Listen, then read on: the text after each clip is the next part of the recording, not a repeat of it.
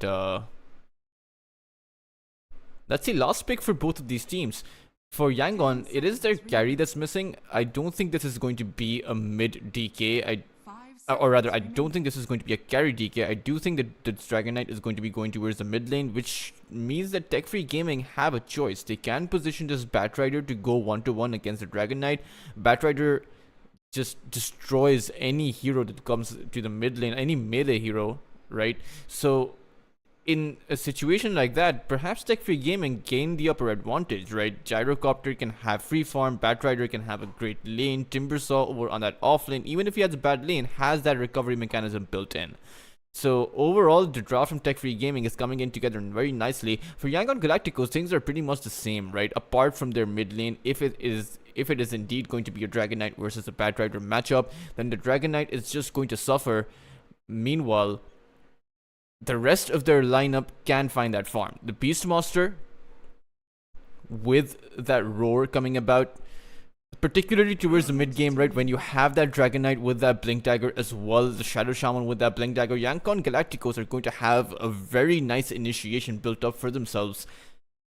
But the thing about initiations is you're going to be initiating into a lineup with a lot of burst potential, with a lot of magical damage coming out. The Timbersaw, the Crystal Maiden, Gyrocopter, all heroes that towards the early game have a lot of magical damage. So it's going to be a game where there's going to be a lot of back and forth, I believe. We'll have to see what that ends up in. The Morphling being banned out by Tech Free Gaming, so they are expecting this to be a mid Dragon Knight and not a carry DK. 10 seconds remaining.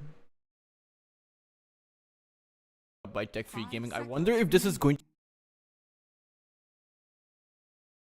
Last ban remaining for Tech Free Gaming. Yangon Galacticos have gone for the ban on that Darkseer and the Monkey King. Meanwhile,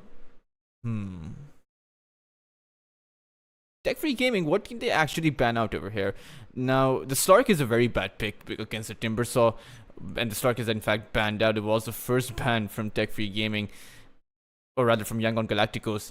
Meanwhile, for Tech Free Gaming, the Abaddon is also banned out, so there are not a lot of meta carry heroes to be picked up for Yangon Galacticos. Tech Free Gaming are going to be banning out that Puck, so they're actually not exactly sure. They're not sure whether or not Yangon will be sending this Dragon Knight towards the mid lane or the carry role, so they've actually banned out two heroes that can go on either, and are going to be looking to pick themselves up their own hero. I do think they are missing their mid laner, or rather one support hero, depending on where they position this Batrider, right?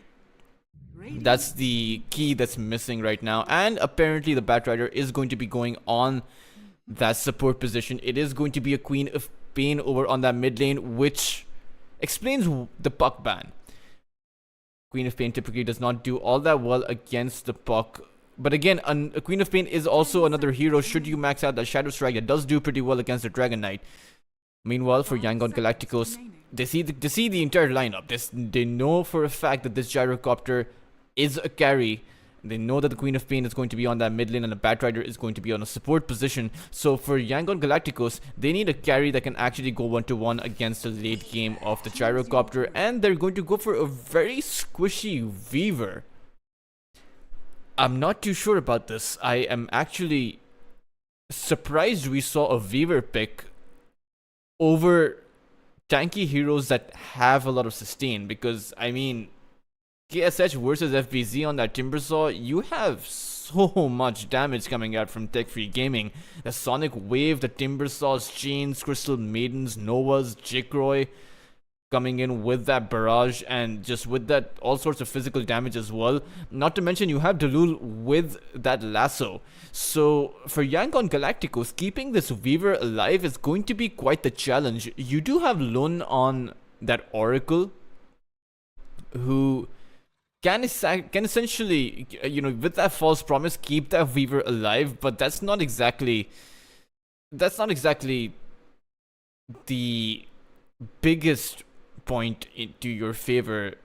I do prefer Tech Free Gaming's draft, I will say. I think it is very much 65-35 in favor of Tech Free Gaming, simply because I don't think that this Weaver is going to be able to get off as much damage as Yangon are expecting. There's going to be a lot of obstacles in the Weaver's way, and not to mention Jikroy on that gyrocopter and KSH on that Weaver. Even when you talk about both of these heroes going 1-to-1, gyrocopter is able to hold his own, so not exactly too sure about this. But you know, let's see. A lot of times it does come out down to execution. Perhaps Tech Free Gaming are just going to have an overall bad laning phase, right? That can certainly propel this Weaver to have a great start, but you know, never know. Prepare for battle.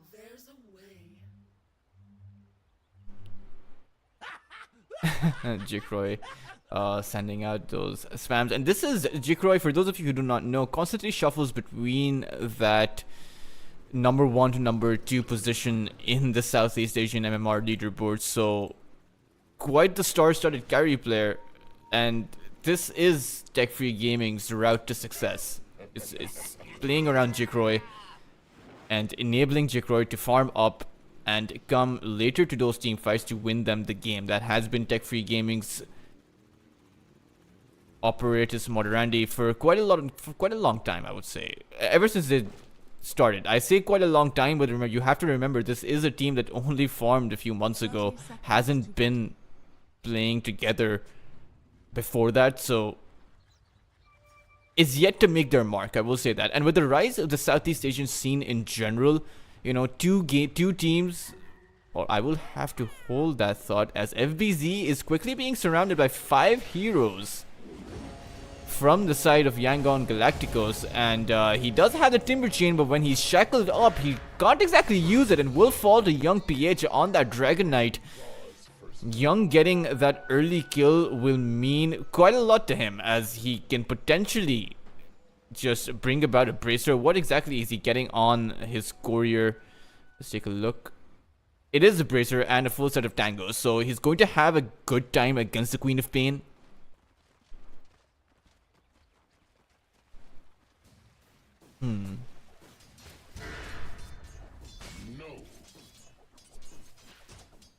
Let's talk a bit about some of these lanes. I believe the top lane for Yangon Galacticos should be going, or I will say, now that I look at it's Varus who's going to be joining that top side, it can go pretty much towards either side, right? Because you do have quite a lot of CC, quite a lot of spells that can be thrown out for both of these sides, right? So it's going to be that positioning from Varus and from Skill Lay that's going to determine who comes out ahead over on this off lane. Of course, if the Beastmaster is able to stack up those boars, then perhaps Jikroy will fall, but you do have to consider the fact that Jikroy does have that flak cannon, which means that the boars may not be able to survive all that long. Yeah, it's one full set of the flak cannons and the boars should nearly be dead, and then you have the Ether Shock coming in over from the other side, that amount of burst damage on towards Jikroy. So I mean, both of these sides can turn it over on each other, you know. Varus with that Frostbite too. Over on that bot lane, you do have KSH on that Weaver and Lun on that Oracle. Now I'm not entirely too sure about what Weaver can actually get done in this lane, or even can get done in towards that mid to late game. Of course, we'll see what the mid to late game has to offer. But as far as the laning phase goes, I mean, sure, Oracle has the ability to stop the Batrider in his tracks should he be going for an aggressive move, but there's not a lot that KSH can do to get kills here, and there's not a lot that KSH can do if FBZ and Delul aggressively pursue a kill on the Weaver. So, in the end, you know, it's going to be a game of cat and mouse. It's going to be a game of KSH just trying to sit back and get as many lost hits as he possibly can, and try to find some kind of success through that. He will need quite a lot of farm to be able to match it up to Jikroy later on.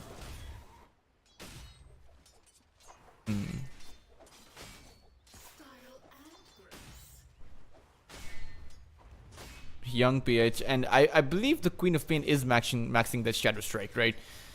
Young will be able to pick himself up a Water Rune, of course. In Your Dream has the bottle as well, so he'll be able to get a bit more sustain than the Dragon Knight, and I don't believe the Dragon Knight is going to be successful in whoa, wow, I say that, but In Your Dream actually did not have that blink, so that's an entire Water Rune that's going to be denied for the Queen of Pain. Young PH actually having a phenomenal lane, able to find the deny, able to find all of these lost hits too.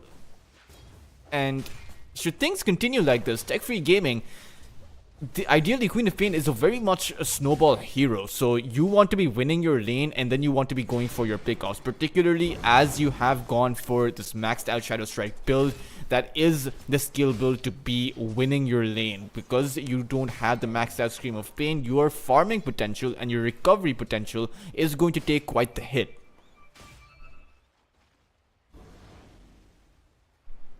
Shadow Shaman making his way towards that mid lane. Perhaps, and even the Oracle, they want to be denying the second Water Rune for In Your Dream. Of course, you do have the Batrider Dalul who's coming in as well, and perhaps Dalul will be able to push out Lun, but Lun finds the deny, and Skill there will be able to find the Water Rune towards that top side.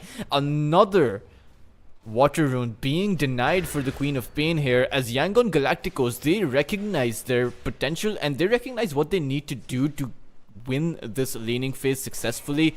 It is to shut down that Queen of Pain and perhaps that Timbersaw, because when you shut down both of those heroes, then you're going to box Tech Free Gaming in a way where they're solely reliant on Jigroy rather than reliant on a tempo that they can build with their Queen of Pain later on. Let's see if that strategy works out for Yangon Galacticos as well as they hope, but so far, you know, all things considered, the game is pretty much even for all of these sides. Everyone is able to find the lost hits that they want.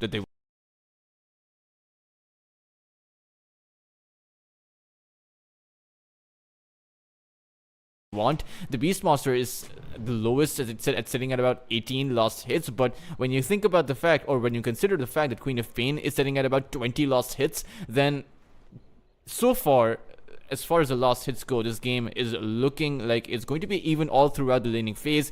I wonder who's going to be able to get that second kill though, and which lane that second kill is going to happen from. In Your Dream does have the wand and will need to use that wand if he wants to be blinking out over here. There are quite a few heroes that are stacking up. The Shadow Shaman is nearby too, but I think both of these heroes are just here to prevent the Queen of Pain from getting that power rune.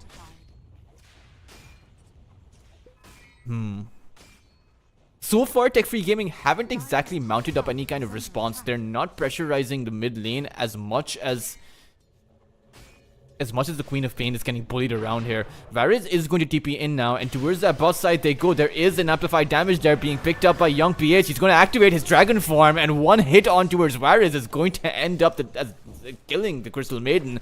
Queen of Pain did find that blink out, but the Shadow Shaman from the backside, and there is a Dragon Tail too. Queen of Pain nowhere to go, and Young PH is on a killing spree. 6 minutes in, has the amplified damage, so Dalul needs to think about this very carefully. There are 4 heroes from Yangon Galacticos placed over on this mid lane. The Weaver, KSH, is here too, abandoning that bot side.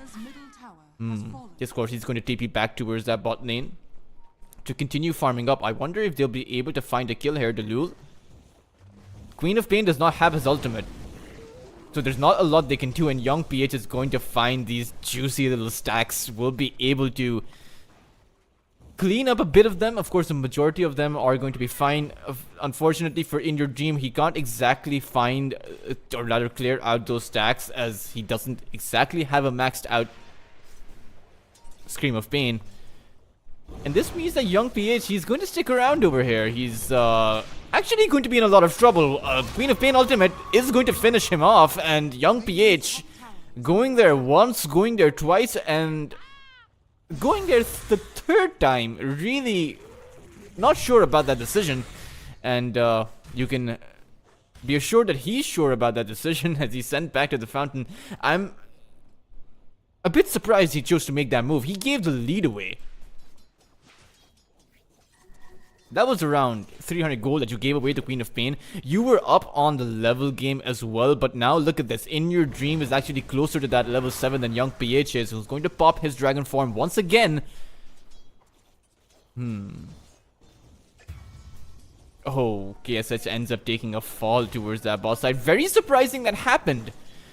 And that's why I didn't pan the camera towards that boss side, because when you take a look at the heroes involved in this kill, that should not have happened. There was no stun, no control for the Weaver whatsoever. The Weaver could have just used the Shikuchi and just ran away, but I'm not sure exactly what prevented the Weaver from doing that. KSH has to be a bit careful. Again, very limited amounts of control over here, but he still uses Tsukuchi once again. It's going to come online in about 1 second. The heal coming in from the Oracle is going to be enough, as the freezing field is going to be dropped too. But this time around, the Weaver is simply going to be able to walk away. Which means that previously, the reason that the Weaver died was because the Tsukuchi was on cooldown. Radiant's middle tower is under attack. Young PH did come towards that boss side, but he's just TP'd away back towards that mid lane. And he's actually Is under attack. queued himself up that Blink Dagger. And this is exactly what Yangon Galacticos need. They know that their Weaver is at a natural disadvantage against that Gyrocopter, so they want an early Blink Dagger on Young PH so they can create the aggression, create the tempo that will allow their Weaver, that will allow KSH to have that free farm and then take the mid game from there. Of course, Young PH is still about 100 gold away from that Blink Dagger. He's eyeing that Queen of Pain. Going to activate his Dragon form, heading towards that Queen of Pain. You do have that Shackle on towards skill lay. Can they find the damage to finish the Queen of Pain off? Turns out they do, but there is that counter potential from Tech Free Gaming. FBZ is going to come in with that Timber Saw on towards that Dragon Knight. May be able to finish him off, but the Roar will save the Dragon Knight for temporarily. He does end up falling, but now KSH is here, going to Shikuchi forward, will find the kill on towards Delul 2. 2 for 3 here in this team fight, and KSH ends up getting a double kill. Oh man. Sorry for that tiny bit of lag there, but things do seem to be normalized. Very nice kill or very nice team fight found over there. You can clearly see that Yangon Galacticos found the better of that team fight, with about double the net worth going their way and about double the experience going their way as well. The Beast Monster simply just showed up at the right place and the right time. And now Yangon Galacticos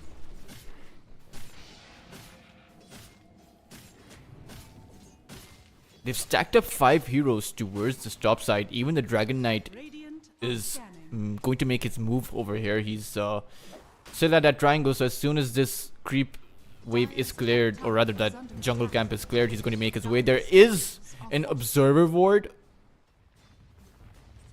so let's see whether or not Tech Free Gaming mount up some kind of response.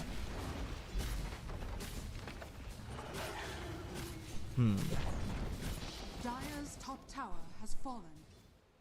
Turns out no kind of response is coming. Yangon Galacticos find their second tier 1 tower, and so far Tech Free Gaming have yet to take down a tower of their own. Not sure when they're going to be able to do that. I mean, they do have the lineup that allows them to do that, but looks like they're content with farming up for now. It is a sound strategy, right? At the end of the day, the Gyrocopter, Jikroy, he's at 150 CS. He has more than 11 CS per minute, and Young is going to recognize this. He's going to go forward. He does have that blink. Turns out he won't even need it. Had the invisibility rune. Is going to use a Dragon Tail on towards Jikroy, who's going to throw out his Rocket Barrage, but it's not going to be enough. Jikroy to fall. Tech Free Gaming weren't able to mount up a response in for that, and this is going to allow Yangon Galacticos to just drop down that Moss Serpent board, the big one, on towards this tier 2 tower. And with the Dragon Knight too, perhaps they're going to actually take this tower down. Tech Free Gaming, this is not the way you want to be going about this. Dire's top tower has fallen. They've now lost 2 towers. Meanwhile, all of Tech Free Gaming were just farming up. I'm not sure about this. They didn't even go for some kind of trade. They didn't even try to dish out some damage on this tier 1 tower towards this bot side. And Top tower. I'm not exactly sure how well this is going to work out for them. If you take a look towards some of the items that they are building up, Queen of Pain's actually gone for that blade mail. Meanwhile, Jikroy is the most farmed hero in the game right now. But even he doesn't have that much farm. He's very close to his scepter, and once he gets his scepter, he should be able to accelerate his farm. But the thing is, Yangon Galacticos have done such a great job at pressurizing these objectives. Able to take a tier 2 tower within 13 minutes is pretty massive.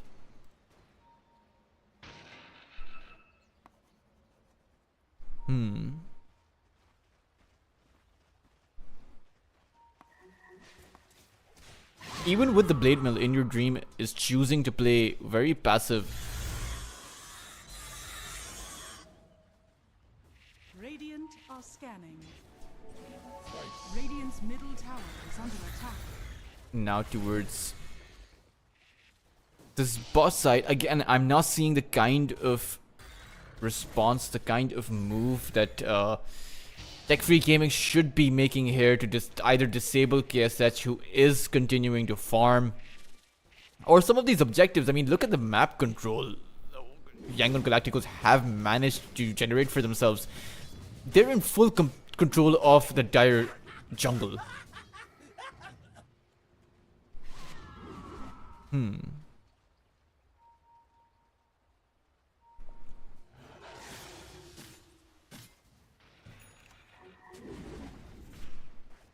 Let's see. As Tech Free Gaming, they need a way into this team fight, and with Batrider having that blink dagger, surely they make a move right now. They're going to be going for that smoke play, and this, ideally, they need to make something happen from this. They're going to go towards that boss side where the Weaver, where KSH is going to be hitting that creep wave. He's revealed his position. Just waiting on the Batrider to go in though. KSH actually going to go for the outpost, and Tech Free Gaming, they're playing so passive. They were taking their sweet time with that, going to go for the wraparound, but oh man, buddy, there is no one there, and you might as well take this down this tier 1 tower. Radiant's bottom At least they're going to find a tower for that, so it's going to be the first objective that they can get their hands on. Radiant's bottom tower has fallen.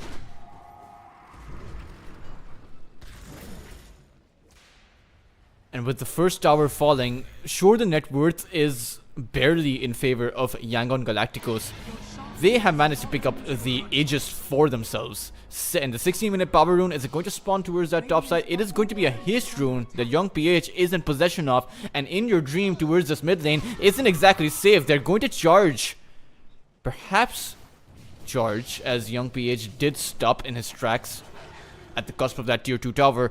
And is waiting for the opportunity to go in over here. Both teams on opposite sides of that tower, but KSH has a lot of damage on that. Weaver has the Aegis as well, so he can essentially just hold his ground, and with the Ancient Creep as well, they're going to be able to essentially siege this tower down. Varys Dire's middle tower has tried to go for the wraparound, but wasn't able to find a frostbite there. Two tier 2 towers down, and Yangon Galacticos, they can essentially move towards that bot side, or maybe even towards that triangle. Jikroy is spotted out over here by KSH, but the teleport is coming in from that Timber Saw. Instantly Hex Chop, instantly Dragon Tail, but the lasso to come in with that counter initiation as well. In Your Dream launches that Sonic Wave, but it's done no amount of damage over here. Timber Saw has fallen. 2 heroes to die. Jikroy, the hope for Tech Free Gaming to fall as well. And with the 3 heroes down, Varys is going to take a bow, and the only one to make it out of that team fight alive was the Queen of Pain, who used that blink out. And Yangon Galacticos, I mean, that was a lot of heal that came through from the Oracle, but just not enough burst damage coming out. And they, for Tech Free Gaming, they really overestimated the amount of sustain that this Timbersaw had. He has no survival items. He does have a Kaya, which didn't exactly help him in that fight. Now, towards that top side, you do have that Shackle, and it's a full level 4 Shackle. More than 4 seconds of time to take down this Queen of Pain. It's 4.2 seconds to be exact, and I mean, if we count that kill, that's going to be a full team wipe. But as I say that, KSH's Aegis is going to be popped right now. The Shadow Shaman will be able to find a TP out. There is no lasso over here, so perhaps if he uses the time lapse, which he actually doesn't have, KSH is, yeah, he's dead.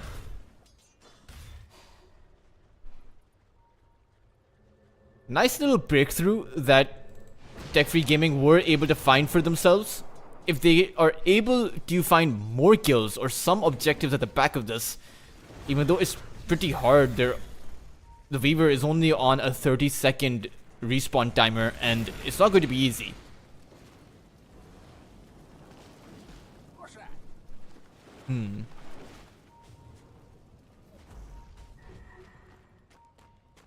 Tech Free Gaming going to go back to farming. The Gyrocopter is slowly but surely becoming a force to be reckoned with. As I say that, there's quite a bit of reckoning happening near the triangle. Delul is going to be the one to fall, and Varys is being chased down by the Beastmaster here. KSS is going to join the fight. A few hits should be finishing that Crystal Maiden off, and Yangon Galacticos, as soon as they reset, were able to gain the advantage back in their favor. Tech Free Gaming are simply playing this too passive. If you do not want to be creating a team fight, then don't position yourself in such an aggressive manner at the edge of that triangle. You know, if you don't have your Queen of Pain, just avoid team fights. If you want to fight, then you need to bring in some numbers. Bring in the numbers that Yangon Galacticos are doing, with 5 heroes positioned here. And with this, Yangon Galacticos will be able to find all outer tier 2 towers, and Tech Free Gaming can't do anything about this. 4,000, 5,000 of a net worth advantage going in favor of Yangon Galacticos. 15 and 7 right now, and all they really have to do is wait for that next Roshan, pick up another Aegis, and then go for that high ground.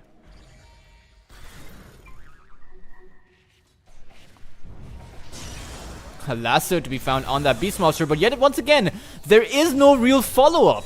So KSH is just going to deal a few hits of damage and just going to take out that Batrider. I'm not sure what the game plan is.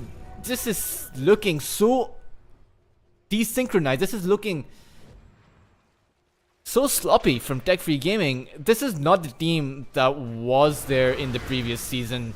Young PH, Dragon Tail forward, Queen of Pain is going to get Hex Chop, Shackled down and taken out, but a Timbersaw coming in with so much damage. Jikro is going to be able to finish 4 heroes off. It's going to be an ultra kill. It's going to be a team wipe coming out from Tech Free Gaming. That was completely unexpected. They boxed Yangon Galacticos in and were able to take them down. I did not see that coming. And perhaps even I was underestimating Tech Free Gaming right now. It seems like they had a clear action plan. After all, it was to bring in Jikroy once he was comfortable enough to go in. Oh man.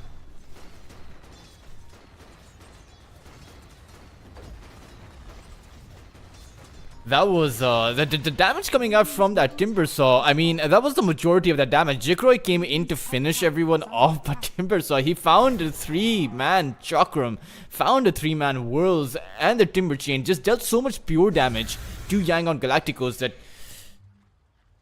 you can't allow that to happen. And this was one of the weaknesses that we were talking about.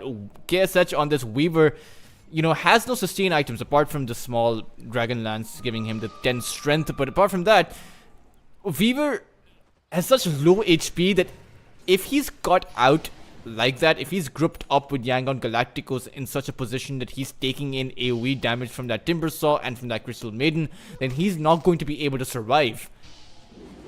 Now, does have a lot of damage, so it goes both ways, because if Tech Free Gaming are caught out, even if Jikro is the one that's caught, they're not going to have enough HP to survive against the full duration Shackle and against the Weaver who has 16 charges on his Desolator.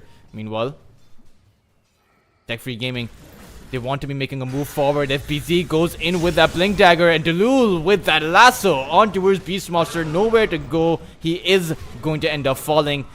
Queen of Pain is going to be the one that picks up that kill. Radiant's top tower is under attack. Radiant's top tower has fallen. Young PH has gone for that Mage Slayer, so is looking to reduce the amount of magical damage that Tech Free Gaming are putting out.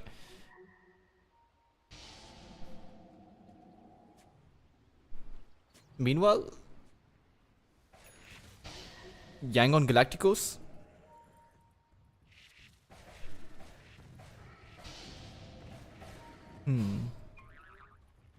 It seems like they want to be making some kind of siege towards the tier 3 tower. The TPs are coming in.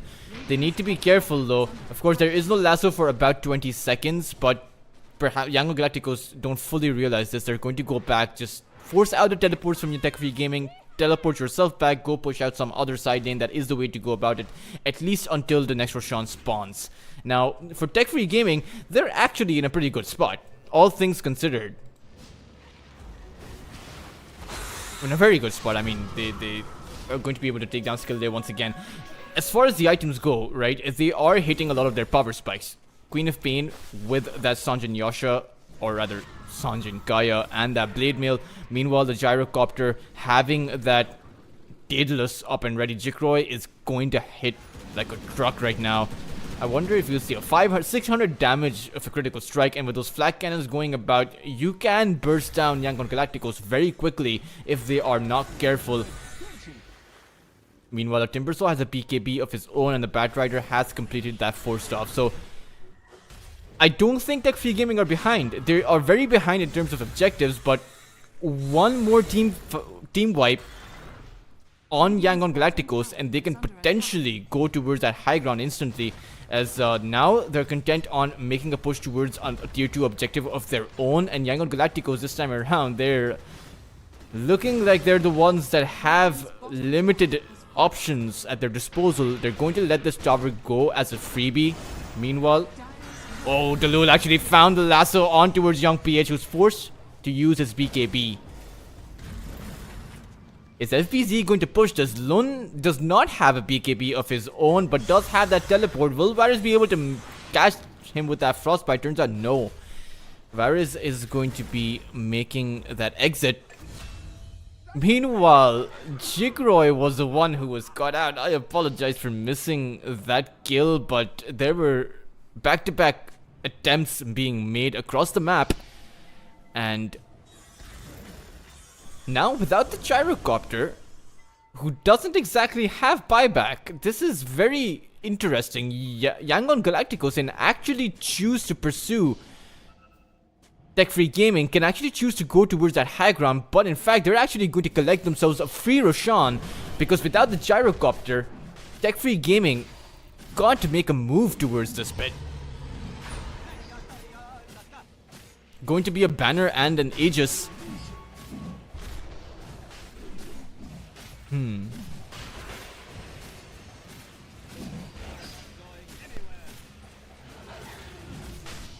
Now, it depends on what they're going to be able to do with this Aegis. Are they going to be going for a push of their own? Or are they going to be making use of the Aegis in a way that, just gain yourself additional map control, choke Tech Free Gaming down to their high ground? But that's going to be very difficult, and even pushing is very difficult. That's the problem. A high ground siege against a Batrider and against a Gyrocopter is just simply not going to be all that successful.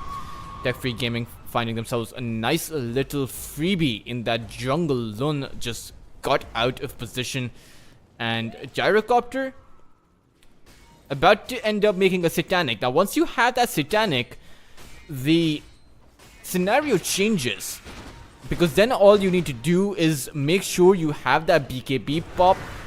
As I say that though, Jikroy is going to be in a lot of trouble. He does not have his BKB. It's going to get rolled and shackled down, and it's going to be taken out by Yangon Galacticos. They make it look so easy. And the one team wipe that Tech Free Gaming were able to get on towards Yangon Galacticos was a very big mistake, but it was one of the only mistakes that Yangon Galacticos have made in this game. Now without the gyrocopter, without the Lul, oh man, they're going to go towards that high ground. Even with that lackluster Weaver pick, they're still able to make it work for themselves. The Timber Saw this time around to be shackled. There's no one to actually cancel the shackles apart from Varus, so this means they can get a lot of free hits on towards FBZ, and KSH is going to activate his BKB, able to hold his ground, but still they're not taking down these objectives, taking their sweet time at pushing Tech Free Gaming away before they actually make it over this Rax. Dire's top barracks has fallen. Are going to be able to take it down now.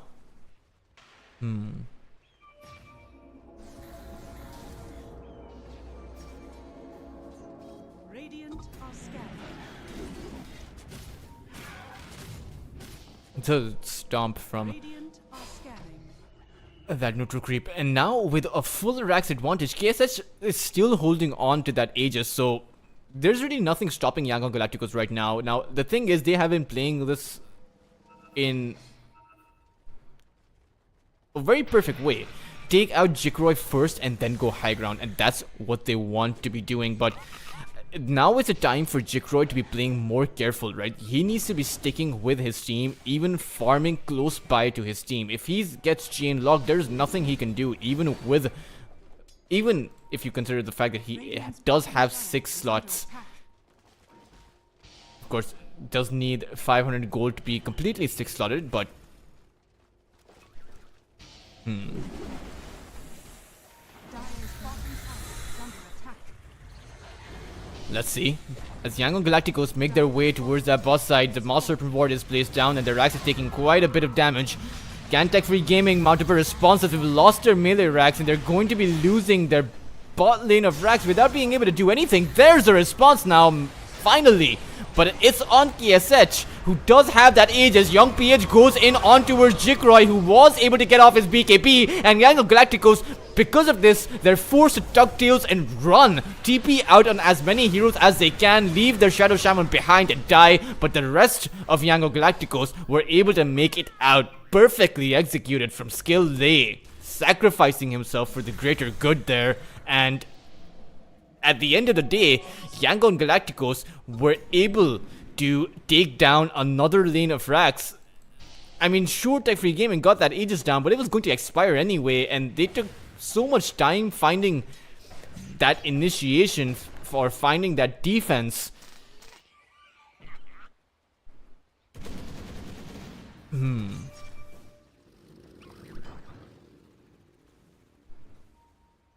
Radiant's middle tower is under attack. Dire are scanning.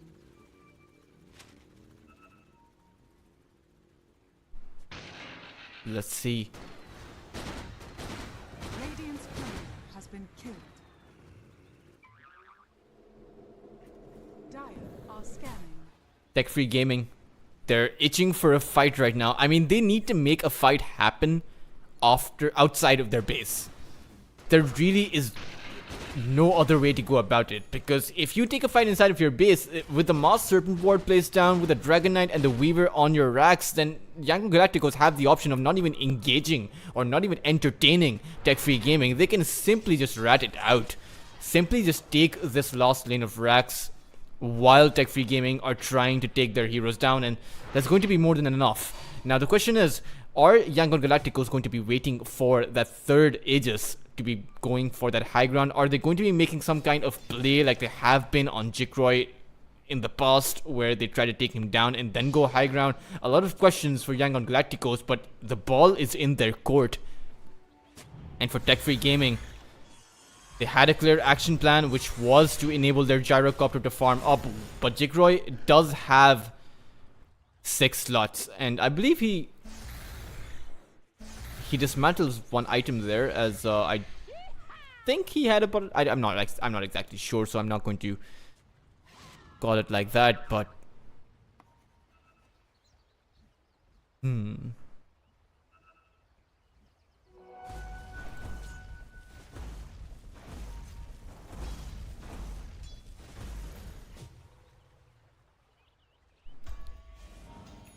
KSH. It got very close there. Surprising that he's able to find this much success with a Weaver of all heroes in a game with so much damage on the other side, but I think it's a problem of execution from Tech Free Gaming. They were able to get the Oracle down, but again, the translation from kill to objective is missing from their side, and they need to be so careful. Look at this. Every time the Master Serpent Ward is placed down, it takes a lot of time to actually take it down, and the tower falls by about 1000 HP. Nearly. It fell by about, I would say, 848 HP. I will be very surprised if that math works out.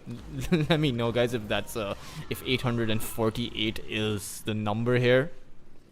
But I mean, it's a situation where one hero, where Skill Lay, all on his own, all he has to do is make his way towards that tier 3 mid and just place down the Serpent Ward, and then you see the panic from Tech Free Gaming. You see the TPs.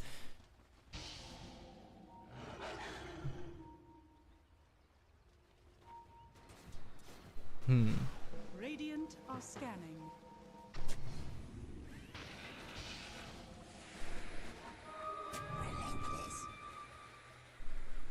Relentless. 17 right now. Only 1000 in terms of net worth, which isn't all that significant, but you have to consider the fact that it's Jikroy who has 7000 net worth on that gyrocopter past the 20k mark.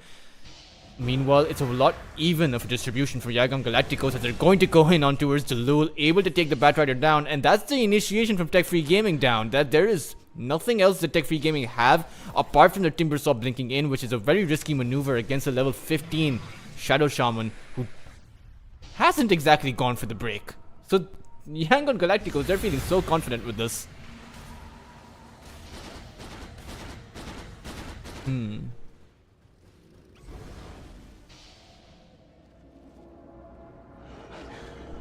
Outpost going to be taken, and nearing the 35-minute mark, pings are coming out for the Shrine of Wisdom. It seems like Yangon Galacticos will be able to find themselves a free Shrine of Wisdom as well. The Roshan is guaranteed to respawn within 2 minutes. Actually going to respawn within 30 seconds. Dire are scanning.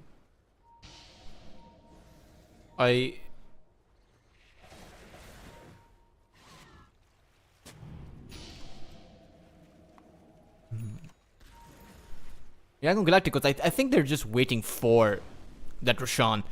They want to be taking down that Aegis and then go towards that high ground, and I wonder what the third item is going to be. Is it going to be... I think it's going to be the cheese, right?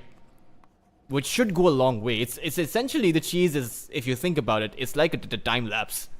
So Radiant are scanning. he should be able to make use of that. Skill Lay, unfortunately, this time around, he wanted to stick around the jungle so that he could go for using his ultimate towards that high ground, but wasn't able to get that. And unfortunately, Roshan has still not spawned. Oh man, this was so unlucky for Tech Free Gaming. As soon as they exited the pit, Roshan had actually respawned, and that has to sting.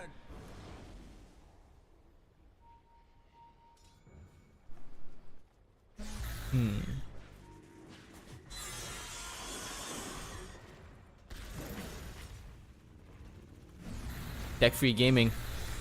Unfortunately, if they were inside of that Roche pit, they would have realized this, but the roar from Roshan is certainly going to mean that Tech Free Gaming, they're going to make a move. The Batrider has respawned as well, but it's going to be too late as KSH will pick himself up that Aegis, but Tech Free Gaming are undeterred by this fact. They are going to go forward. But the question is, who are they going to target? KSH has the Aegis and an Eye of Skadi built up for himself. Are they going to use their lasso, their sole means of initiation, on a Weaver with the Aegis? The problem is, if you leave KSH alone, then he's just going to be doing too much damage. He has around 300 attack damage, and then you factor in the slow as well. You factor in the fact that he can deal 160% damage with that critical strike as well. So it's a whole lot.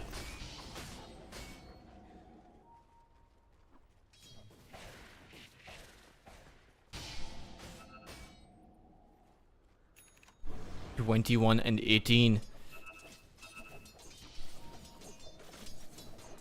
Is Jikroy... Jikroy might end up getting caught over here. There are 5 heroes staring down that copter. But Yangon Galacticos, they're going to play this a lot more patient. They realize that they're just one good team fight away from taking this game number 1. And with that comes a lot of pressure. They did lose to Team Ivory just yesterday, so they really do want a win.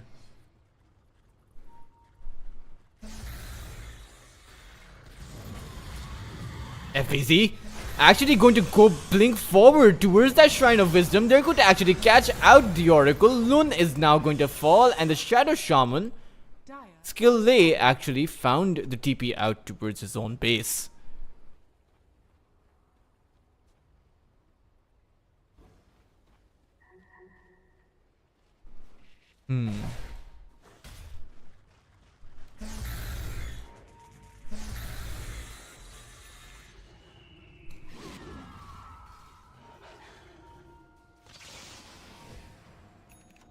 KSH.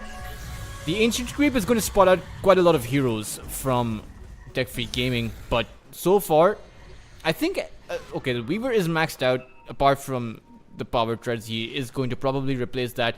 Dragon Knight has a Bloodthorn, and then Saltquare is readied up, but Young PH going to blink forward, is on towards Jikroy. The Roar is going to be used as well, and Jikroy was able to activate his Satanic, able to hold his ground. The Sonic Wave to come out, but it's going to be enough actually. Jikroy is able to clean everyone up. The Weaver's first life to fall too. And Tech Free Gaming, they're all alive over here. KSH is going to come back, but it's going to be frostbitten and sent to his grave. Yangon Galacticos. The cheese on Oracle, Lun wasn't there. I believe he was still down. He just found that respawn, and Tech Free Gaming, they might have a way towards that high ground. Radiant structures are fortified.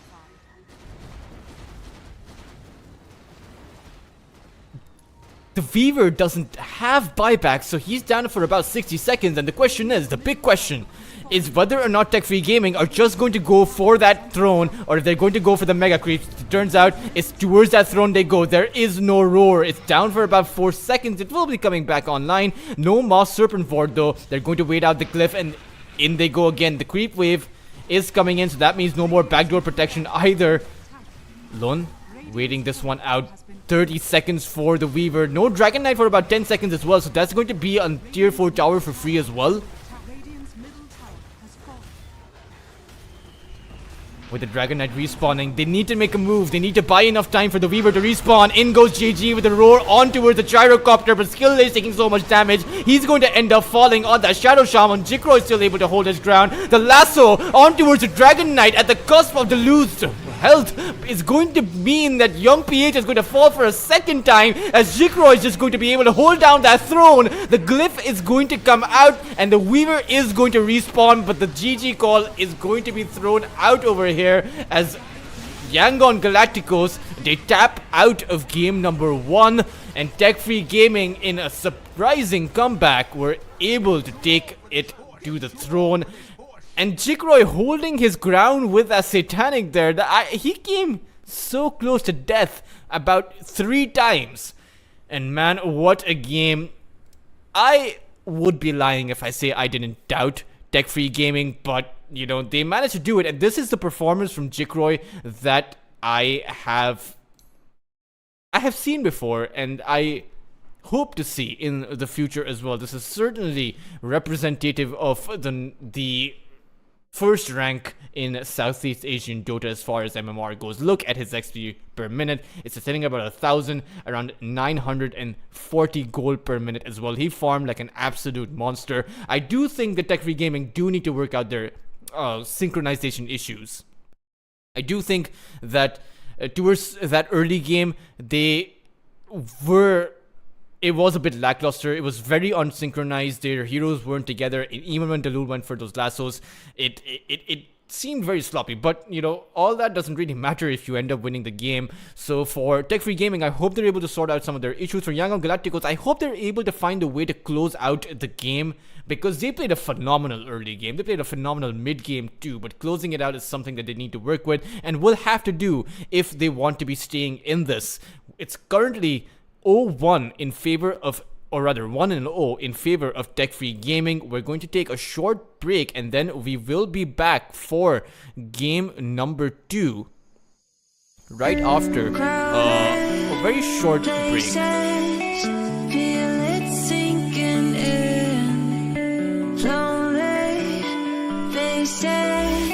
Say you need a friend. No matter the distance, I will always be there. No more inhibitions, I'll show you I care. You've been lost and alone in the city of lights and now.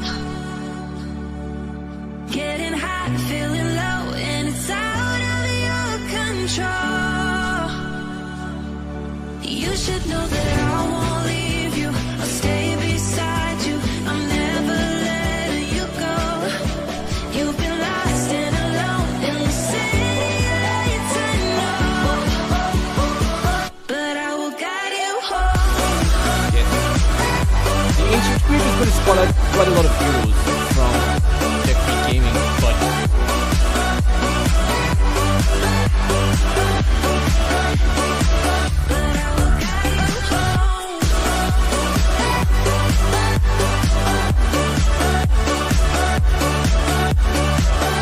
the roar is going to be used as well, and Jikroy was able to activate his Satanic, able to hold it.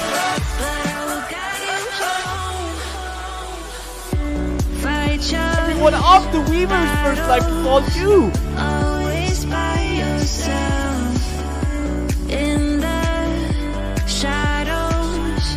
Hear you cry for help. No matter the distance, I will always be there. No more inhibitions, I'll show you I care. You've been lost and alone in the city of lights I know. Getting hot, feeling low, and it's out of your control.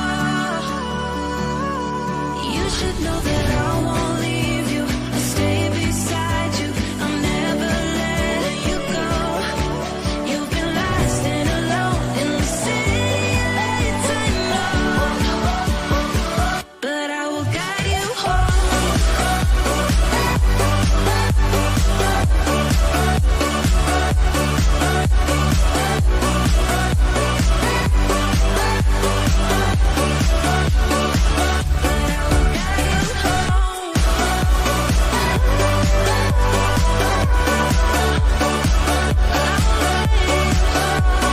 He's going to end up falling on the Shadow Shaman. Jikro is still able to hold his ground. The lasso on towards the Dragon Knight at the cost of the lose health is going to mean that young PH is going to fall for a second as Jikro found that.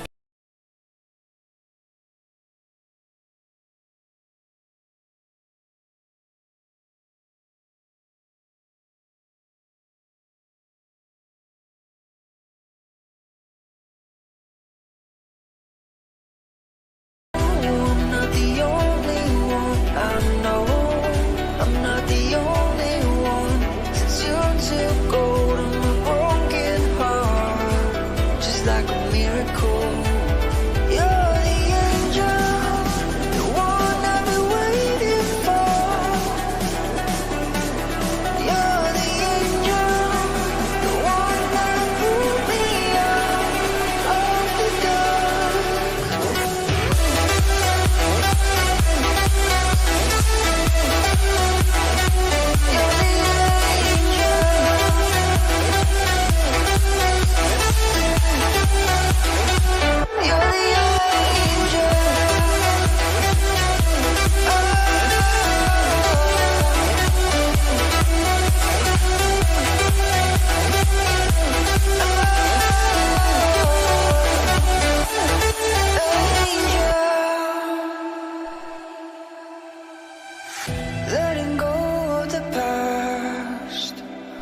I can never understand.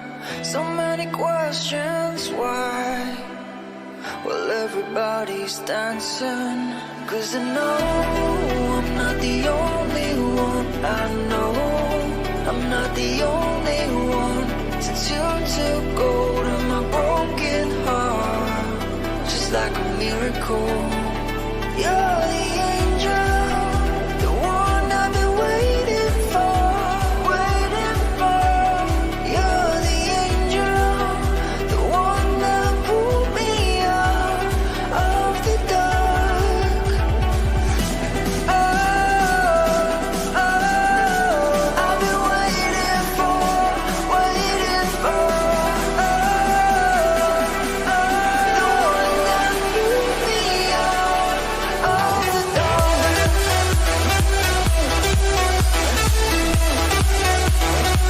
You're the angel.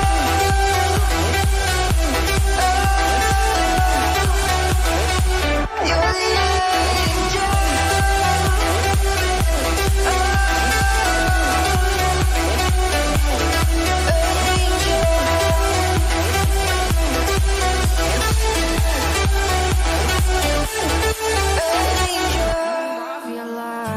and I lost myself again. You hit just like a drug. This time I won't let you in. You're playing with fire. No, I didn't I'm the prey, but this time I won't collide like I did yesterday. Yesterday, you broke my heart once again. I won't buy the dust in return. I can't give it, I can't give it, I won't give in this time. You broke my heart once again. When you're bad, but you're bad it for me. I can't give in, I can't give in. I've already run with the wolves, far from the light of the day. I can't go back to you, I'm stronger today. Been to the dark side, I don't know. So if you wanna shoot far away, I won't go back to you. I'm stronger, I'm stronger, I'm stronger today.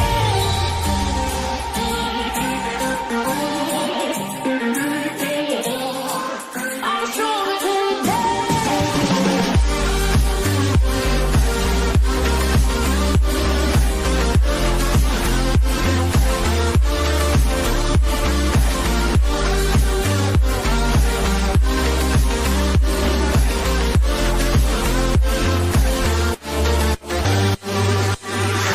Tú tienes la pócima para enloquecerme, pero voy a draw the line. Que yo ya sé que es de ti. I got to stay away, got to stay away. Sé que como un trofeo quieres tenerme, pero I don't need no one. Que yo ya sé que es de ti. I got to stay away, got to stay away. No, no, no, no, baby, no, no, no, no, no setbacks. No, no, no, no, baby, no, no, no, no, this time. You broke my heart once again. I won't buy the dust in return. I can't give it, I can't give it, I won't give in this time. You broke my heart once again. When you're bad, but you're bad it for me. I can't give in, I can't give in. I've already run with the wolves, far from the light of the day. I can't go back to you, I'm stronger today. Been to the dark side, I don't know. So if you wanna shoot far away, I won't go back to you. I'm stronger, I'm stronger, I'm stronger today.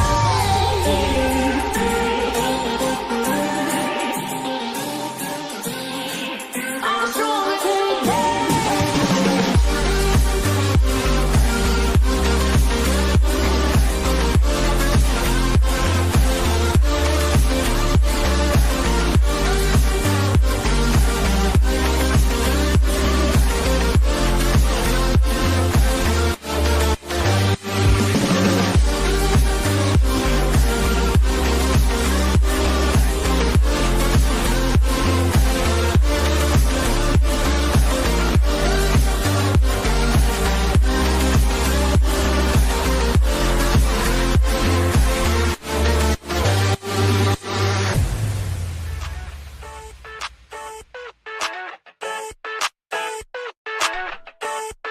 I never thought I'd feel like this.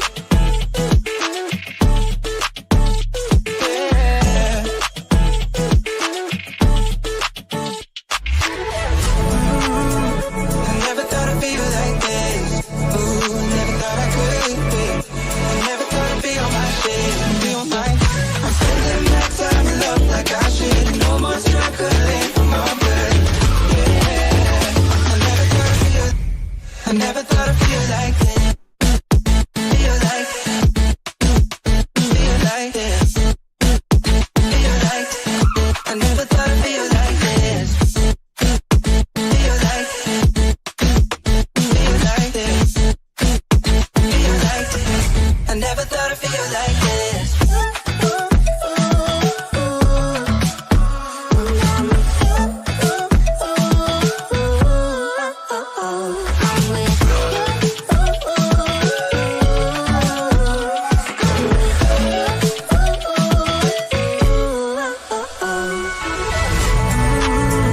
I never thought I'd feel like this. Ooh, never thought I could. I never thought I'd be on my shit. Be with my feeling no time to love like I should. Almost like a leap from my blood. Yeah. I never thought I'd feel like this. Feel like this. Feel like this. Feel like this. I never thought I'd feel like this. Feel like this. Feel like this. Feel like this. Feel like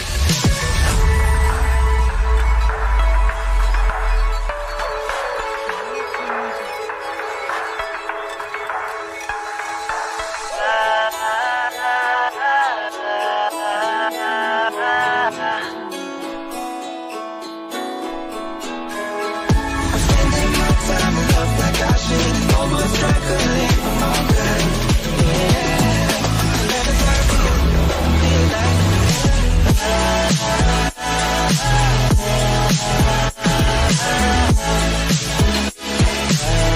never thought I'd feel like I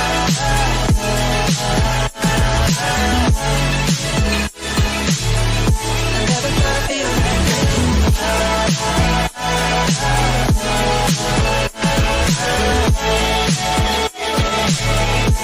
thought I'd feel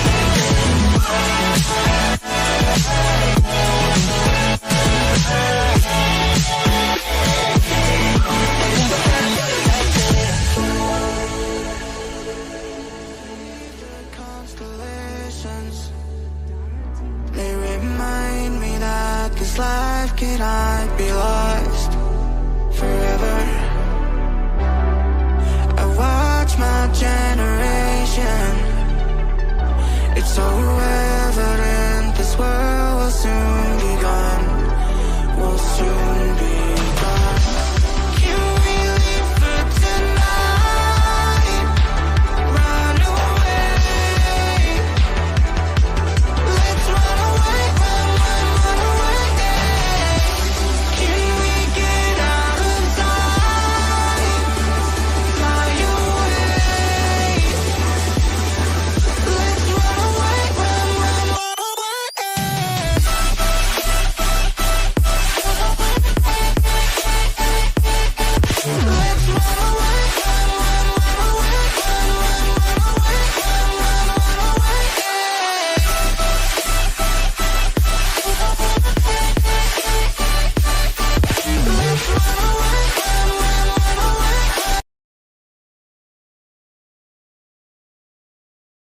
Hey guys, welcome back to EPL World Series Southeast Asia season number 6.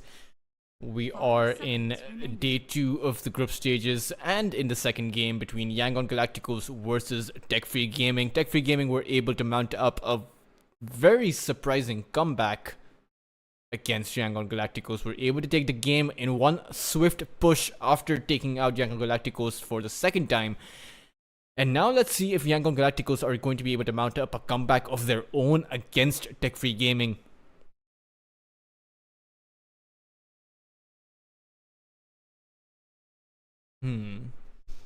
Already picking up a Kunkka for themselves. Meanwhile, Tech Free Gaming have picked up a Tusk. Let's see what both of these heroes Radiant team ban. can do. To be honest, there's not a lot you can predict with just a Tusk. I wonder if Tech Free Gaming are going to be going for the Gyrocopter though, as Yangon Galacticos, they haven't banned that one out, and they've actually gone for a ban on the Timbersaw and the Batrider, 2 heroes that Yangon Galacticos actually 5 seconds played against in the last game. But I wouldn't say that Timbersaw or Batrider, or rather the Timbersaw was a must ban. The Batrider, sure, you can ban that one out, but for Tech Free Gaming, you know, their strategy is pretty clear cut. It is Jikroy who's going to be farming up, and you have to find a way to disable that for Yangon Galacticos. Oh wow, we might actually see a Jikroy Terrorblade this time around. We saw a Gyrocopter, now we're going to see a Terrorblade. I wonder how fast he can farm. And for Yangon Galacticos, the question is how they're going to counter this out. I mean, you do have the Kunkka, but banned out the Undying, so you've banned out one of those heroes. I wonder if they'll be going for something like a Swen, a hero that can essentially cleave through those illusions. You still do have that Magnus in the pool as well, but then you'd be going into 3 melee heroes. Not sure if you want to be doing that.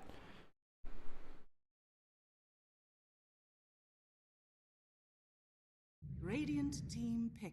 Mereska has arrived.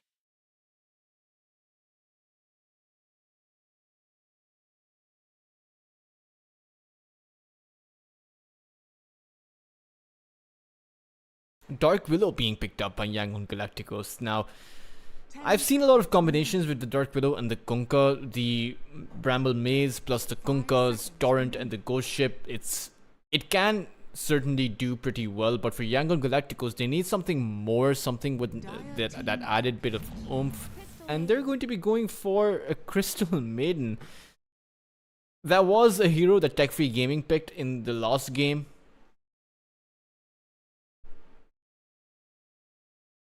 But let's see. For Tech Free Gaming, I mean, 10 seconds remaining. 5 seconds remaining.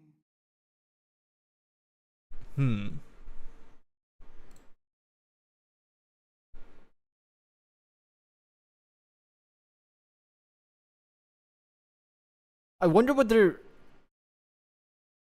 going to go for Tech Free Gaming. I mean, they do have a pushing lineup, right? So they're going to be going for an Ancient Apparition as well as a Tiny. So a lot of AoE combination, a lot of pick off, and overall a very well-rounded team fight. Now, I do think that they should be going for an initiator, right? The Tiny is simply not enough, even with the Blink Dagger. You want to be going in for an offlane pick that does that for you, and then Tech Free Gaming's draft is going to be all set and ready, good to go.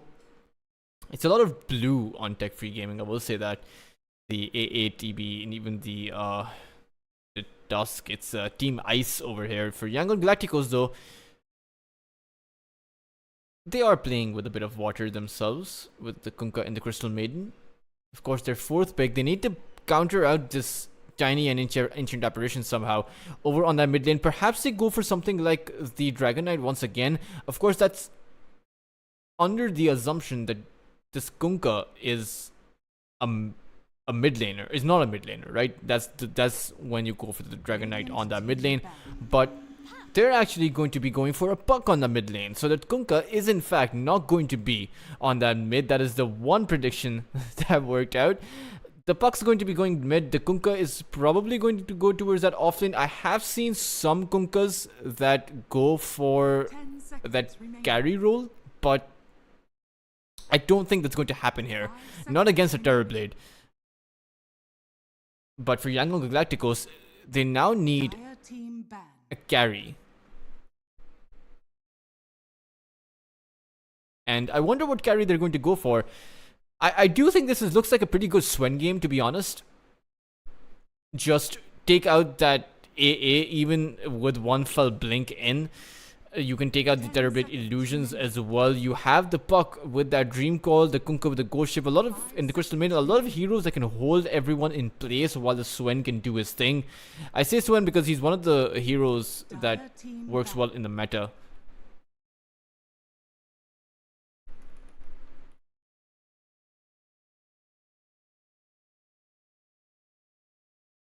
Currently, especially against Terrorblades, right? But for Tech Free Gaming, they've actually banned out the Darkseer. Are they expecting a Kunkka carry? And am I the only one that thinks a Kunkka carry is going to be really bad? Let's see.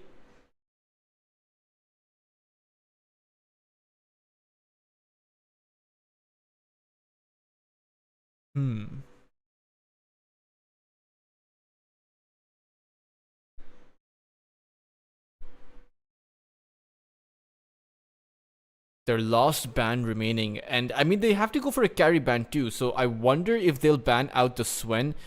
Let's see what some of the other heroes left in the pool are.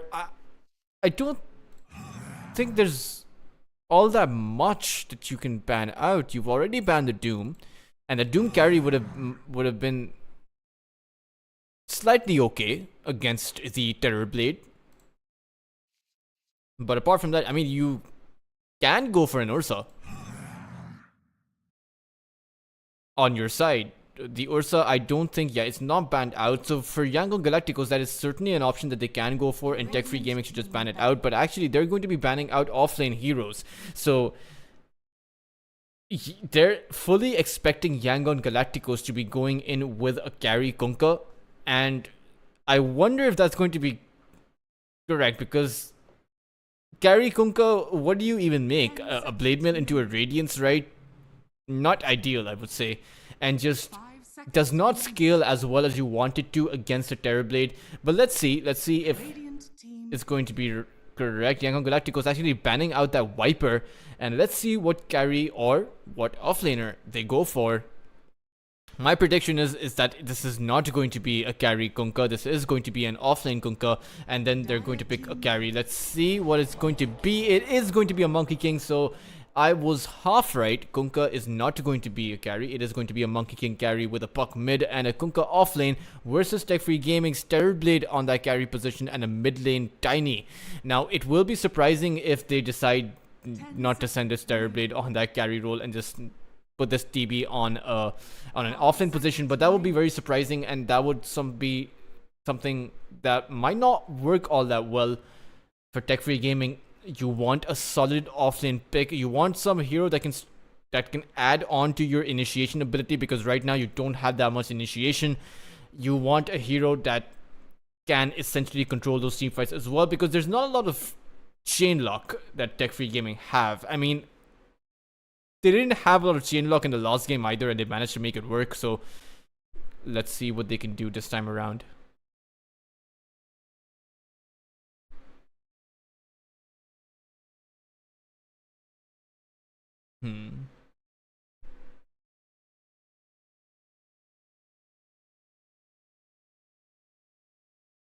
15 seconds on the clock right now, and they're going to go for it. It's going to be a Morphling.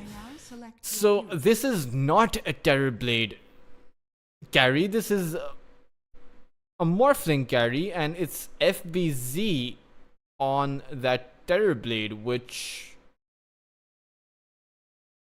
correct me if I'm wrong, this is a position 3 Terrorblade, right? This should be in your dream, picking up that Tiny and heading towards that mid side. The Ancient Apparition, of course, is going to be played by Varys. It's going to be position 5 Ancient Apparition coupled up with that position 1 Morphling being played on by Jikroy. Meanwhile, you have a Monkey King carry, you have a young PH on that Puck, and you have JG on that Kunkka. I would have still thought that Tech Free Gaming would have had a decent enough time with a Terrorblade carry, but they decided to switch it up a bit. I mean, whatever hero you give Jikroy to, he should be performing, right? It would be very rare or very unexpected for Jikroy to not be doing all that well. I do expect this Morphling to farm up. I don't think this Morphling can farm as quickly as Jikroy could farm on the Gyrocopter, but still, let's see what both of these sides can do. Now, it is a 4 Protect 1 lineup, and it's one of the most unorthodox 4 Protect 1 lineups that I have seen. And I say that because you have a Terrorblade on that position 3, so I'm not really too sure about this 4 Protect 1. I mean, who's going to be protecting who? And I don't see how, in most traditional 4 Protect 1 lineups, you have a very strong offlaner. And through that very strong offlaner and through a strong mid pick, which they do have in this case, it's the Tiny, you can create that space after the laning phase to be creating space for your carry to be farming up constantly, just free farming essentially for about 10 to 15 minutes, where they come online past that 25 to 30 minute mark. That is the idea behind a 4 Protect 1 lineup, but that idea is kind of wacky right now with that Terrorblade thrown in the mix. But on the opposite side is going to be Yangon Galacticos, of course, who again, have an overall very well balanced draft. Have the Monkey King as the carry, a Kunkka as an offlane, and a Puck on that mid lane. And again, it's very similar to the previous game.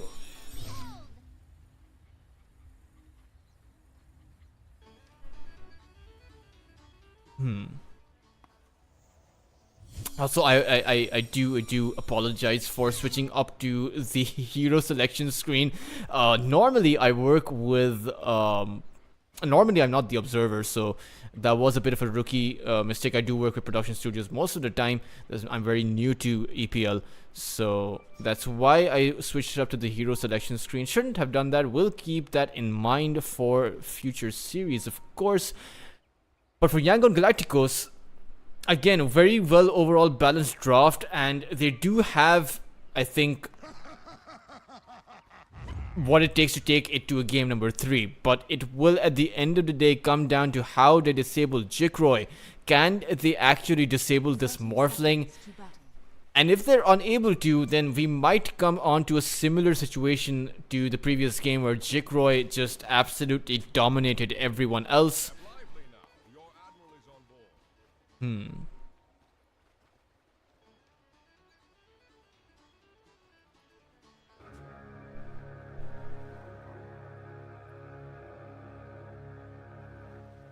No early smoke going to be thrown out by either of these sides, except for the Radiant side, who didn't exactly make much happen with it. Decided not to go for any kind of early skirmish. 2 and 2 bounty runes each will be what these teams end up with.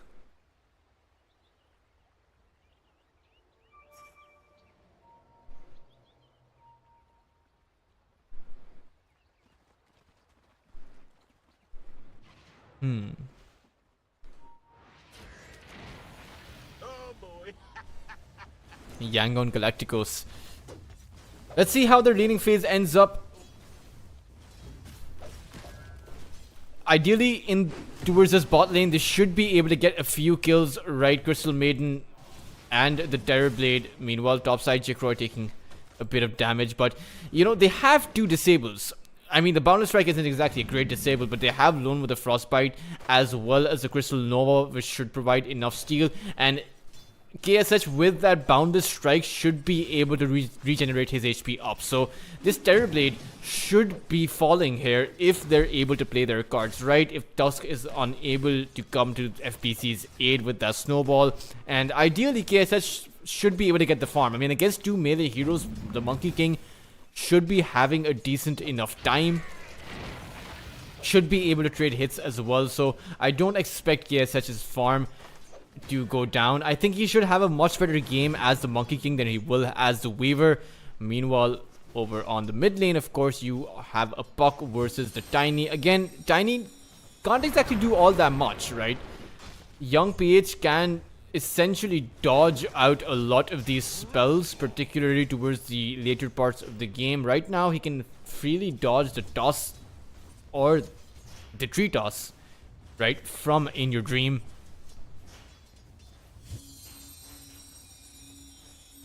Has gone for the Waning Rift facet and jaunting forward very aggressively on towards Dream's face right now. But again, I don't think the Tiny will end up falling. I think both heroes should be able to get a lot of their farm up.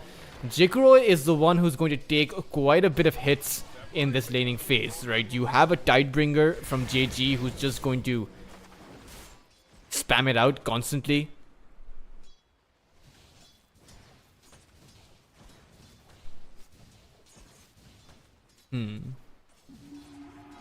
Oh, Jikroy needs to be careful. Is he going to eat one? But nah.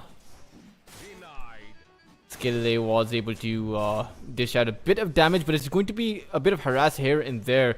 Meanwhile, towards that boss side, KSH doesn't exactly have a lot of mana. Does have 8 wand charges, and the Metamorphosis has been activated. KSH doesn't have the Boundless Strike, but should be able to hold his ground. Yeah, and he's going to be able to make it out. 3-minute Lotus, of course, is going to go in favor of Tech-Free Gaming. And FPC still has more than half of his HP on that Metamorphosis.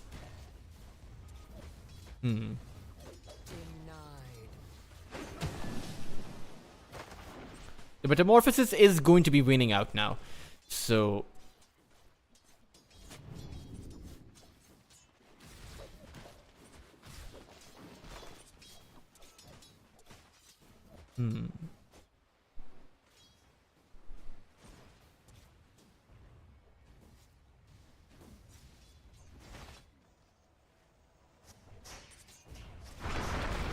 Mid side? Again, a bit surprising that young PH is able to find so many lost hits considering the fact that Dream can essentially deny a lot of those creeps up. But 4-minute mark, and this time around Dream is going to successfully find those water runes.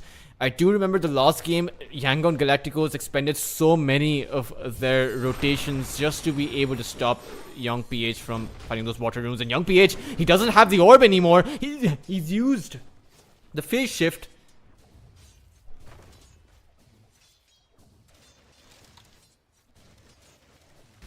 Sorry, I had a bit of a hairball in my throat. And now, it was surprising that Young PH was able to make it out of that. In Your Dream should have been able to find that kill, but I suppose not enough damage. Young PH had, I believe, more movement speed than the Tiny at that point, and was just able to walk away. But very nicely recognized by Dream, though. I will say that. Just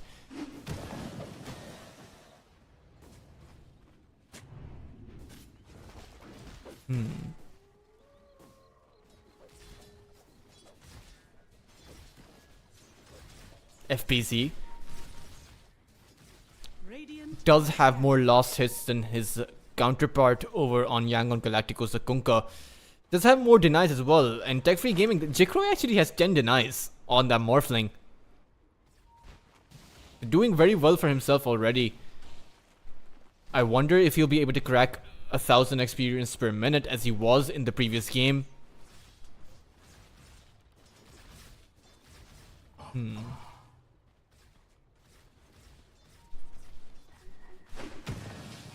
ESH, he's used his Boundless. Things are coming out towards the mid lane. scanning. There are two heroes situated here as well. I wonder if Yangon Galacticos will be able to find the kill here. Of course, they're situated here to take advantage of the 6-minute mark, take the power rune for Young PH, and perhaps find a rotation with that Dream Coil now that it's online. But Radiant's bottom I wonder where it's going to happen. Bot side Varys, unfortunately, is going to get caught out over here. He tried to dish out some damage towards that tower. KSS to draw first blood, and FBZ is going to run back, or at least attempt to, as the chase from Yangon Galacticos isn't going to be there, allowing Tech Free Gaming to just get away. But it's again a first blood going the way of the carry from Yangon Galacticos. That's a big one to be found. FBC to activate a Metamorphosis. He actually went for a fake back. The Lul with the shards is going to stop Lun from escaping, and that's going to be a dead Crystal Maiden. Radiant's middle tower is under attack.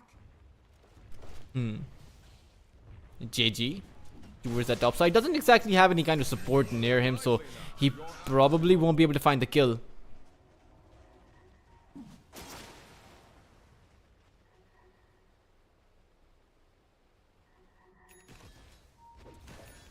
KSH.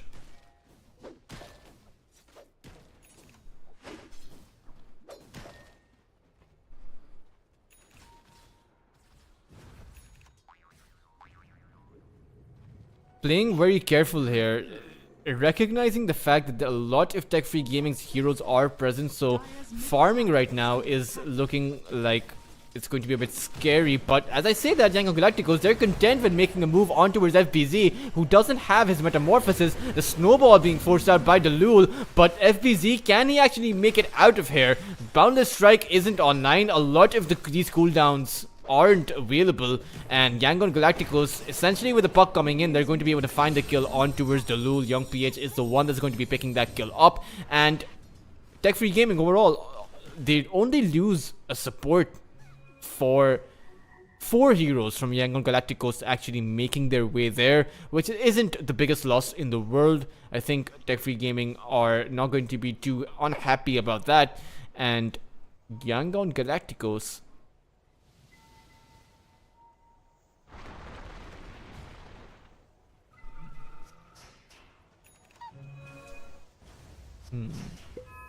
Two heroes go for the smoke. I wonder where they're going to make their move. Tiny doesn't exactly have a blink dagger right now at this very moment. Does have the amplified damage rune. If he's able to get up close and personal, he should be able to find the kill here. Particularly as he's going to make his way towards the Dark Willow, who doesn't exactly have a lot of HP. Is going to go into the realm. Can he actually find a TP out? Will do so. They don't have any area targeted stuns, and this means that the initiation, or rather the pick off from Tech Free Gaming, isn't going to happen in time. But actually, the Kunkka, JG is actually TPing himself towards his boss side. It's going to use the ghost ship, and FBZ is just going to go down. Tech Free Gaming really were not expecting that one, and this time around aren't going to be able to make it out with just a support loss. It's going to be their offlaner who falls. And not a great start for TFG. Of course, now the TPs are coming in. KSH was stunned up. He tries to activate his Wukong's command, but it's just not going to be enough. He's going to get tossed up into the air. He's going to survive for a bit more, a lot longer than expected. Able to hold his ground there as Jikroy wasn't able to finish that Monkey King off. And this means that a lot of these heroes are essentially going to survive. And Lun is going to be the only casualty. I think that Jikroy expected, like me, that Monkey King was surely going to die, so he decided to go for some other targets, but the lifesteal from the Monkey King was able to keep him alive for a lot longer, and he was essentially just able to walk out of that fight. Radiant's bottom tower is under attack. Dire's top tower is under Radiant's attack. Bottom tower has fallen. Meanwhile, this time around, Tech Free Gaming are able to control the objective game.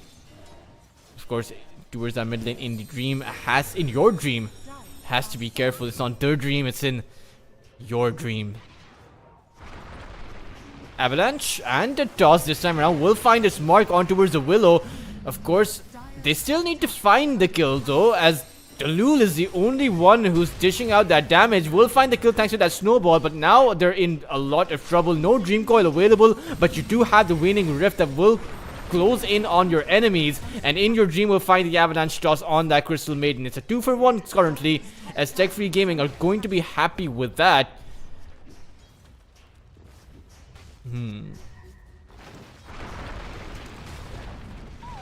Oh, phase shift's been used, and unfortunately the toss wasn't able to find its mark, and the Dream Coil wasn't either, but the Kunkka's actually coming in, and with the X-Mark Torrent, in your dream will fall before he even gets waved up into the air thanks to that Tidebringer.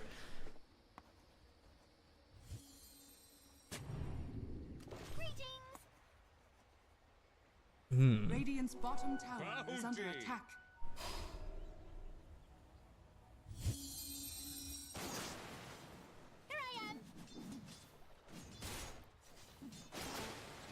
Let's see. So far, the objective game is completely even for both of these sides, which really just goes to show that Tech Free Gaming have improved on that aspect. But still, a long way to go, because I still do think that they are playing with a significant weakness that is the Terrorblade offlane. Just not as good as the Terrorblade was in previous patches, but at the very least, we'll switch over to the net worth. Jikroy is still leading that net worth chart as he was in the previous game, sitting at about 6,000 in terms of net worth, and has a Vladimir's up and ready. It's only going to be a matter of time, I'd say 2 minutes to his Yasha. Radiant are scanning. And after that, his Manta will take around 4 to 5 minutes, but once he gets that, Jikroy should be able to participate in some of these team fights, perhaps even find some of more kills with his team. But Yangon Galacticos, they're going to be going for a smoke there. I wonder who they're going to go for, because again, like the last game, Jikroy is the target they want to be going in for, but there's a Wukong's command on towards FBZ. KSH time and time again has been able to find the counter initiation, and time again Tech Free Gaming are underestimating the value from that Wukong's command. They're unable to take the carry down, on towards Yangon Galacticos. And they can't make more of these mistakes. I mean, until they get the Orchid up for their Terror Blade. In your dream, it's going to be sent up with that Torrent, but not a lot of follow-up is available. I mean, it's available, but I suppose Young PH would rather farm up for now. He's very close to his Witchblade, and that's going to be a significant power spike. But unfortunately, Yangon Galacticos, they may be being enclosed upon. Of course, they have found the 3-man Dream Coil. FBZ is moving in here as well, and Jikro is coming in from that back line. This may not work out for Yangon Galacticos the way that they're hoping it will. Jikroy will find the kill on towards the Crystal Maiden and will waveform towards kill late. In your dream will find 2 kills for himself. And they're trying to chase towards that puck. The Ice Blast is not going to land on towards the puck, but I do think that Young PH is going to be safe here. Overall, it's going to be 2 kills going in favor of Tech Free Gaming. And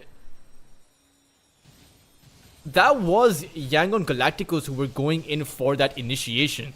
So they should have really made more happen with that. I don't think they really expected to be encroached upon like that by Jikroy from that backline. And that really did hurt their cause.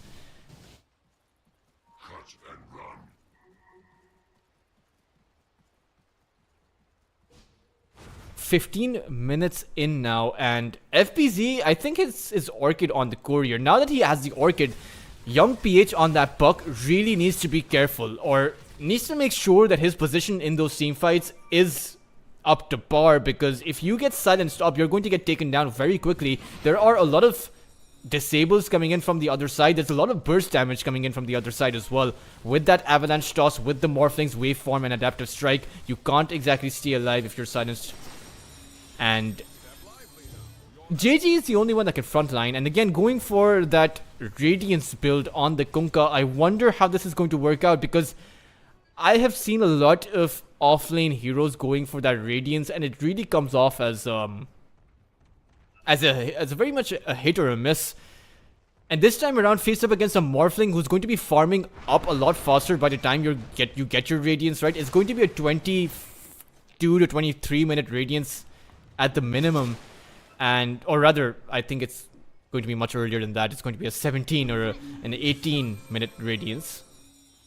But still, the Morphling will be able to get a Manta style by that point, and then, you know, the Morphling's farm is only going to accelerate past that point.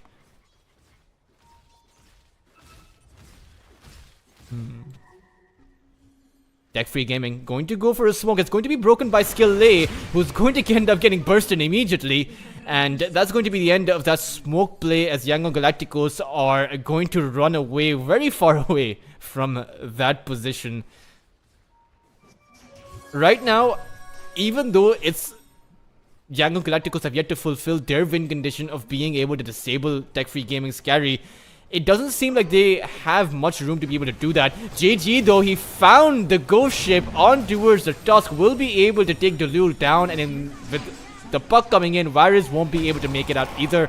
He's going to be hit by that stun, and it's going to get taken down by that Tidebringer. 2 heroes from Tech Free Gaming are the ones to fall this time around. But the avalanche toss coming in from the Tiny. He's going to toss the puck back towards the Terrorblade, who finds the Orchid. But unfortunately, the puck was able to make it alive at just about 100 HP. And with the Tiny falling too, Tech Free Gaming may have just overextended there. And a triple kill from KSH. That was not the play there. I'm not too sure. I mean, they didn't exactly have Jikroy, so Tech Free Gaming, they went in for a 2v5 play, and that, I don't think that ever works in any scenario of the game. A bit overzealous. Overall, I mean, even the kill feed, or the fight recap, shows this as a 4-0 loss. 2,500 net worth going in favor of Yangon Galacticos, and 3,500 experience swinging their way. And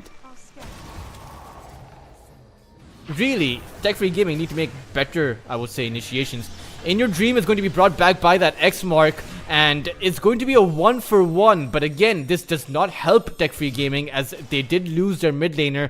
Yangon Galacticos are able to amp up the pressure. So far, though, neither team are able to take down many objectives, but this is something that Yangon Galacticos were much better at in the previous game, and they're eyeing this tier 2 tower.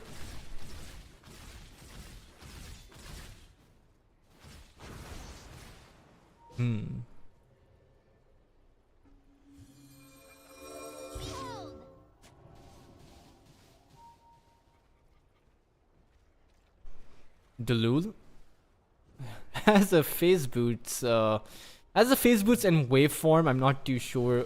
He is a position 4, but I think he's taking on the burden of actually finding or rather buying those wards as well. So he won't be getting many items for himself.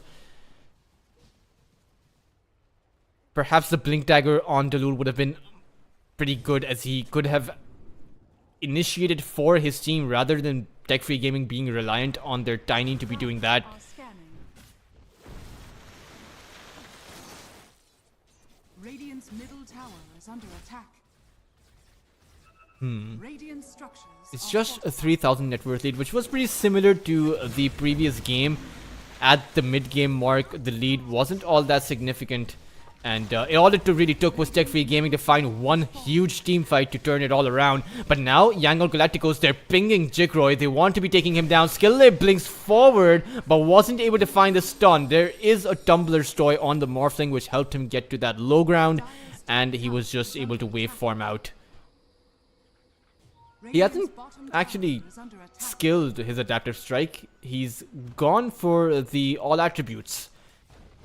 Surprising, I would have thought that the Waveform and Adaptive Strike would be able to take down the Crystal Maiden instantly, because there is no Glimmer Cape. There is no magical resistance on Yangon Galacticos. So Scanning. once Jikroy is able to skill that Adaptive Strike, he should have enough firepower to solo kill any hero that he wants. Or rather, solo kill many of these heroes, as the Kunkka is a bit too tanky for them to take down. But Roshan currently being taken down by Tech Free Gaming, and there's no response from Yangon Galacticos so far. Dire's top tower And it doesn't seem like there will be one. A free Aegis to go in the hands of Jikroy, and Dream blinks forward. He saw the Dark Widow. They do have very aggressive vision plays there. JG is actually going to come in as well, and this is going to be turning into a full-on team fight. Dalul going to be the first one to fall. The Wukong's command is placed down there, as well as Jikroy is currently struggling to take anyone down. In Your Dream is being chased down over here. Finally, Jikroy gets that kill, but Dream is in so much trouble. Team Tech Free Gaming have just lost 2 of their heroes, and they might disengage from here, as Jikroy, he's still sticking around over here, but needs to be careful, as JG can find that X mark, and things can turn very bad for Tech Free Gaming. Tuskar is going to respawn.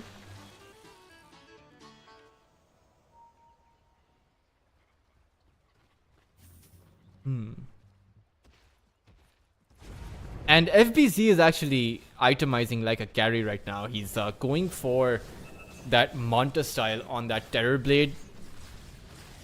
Not too sure how well it will help against a Monkey King and a Tidebringer at this stage of the game, but it's late game insurance, I would say, as the Terror Blade, I mean, is you essentially have 2 carries on your team.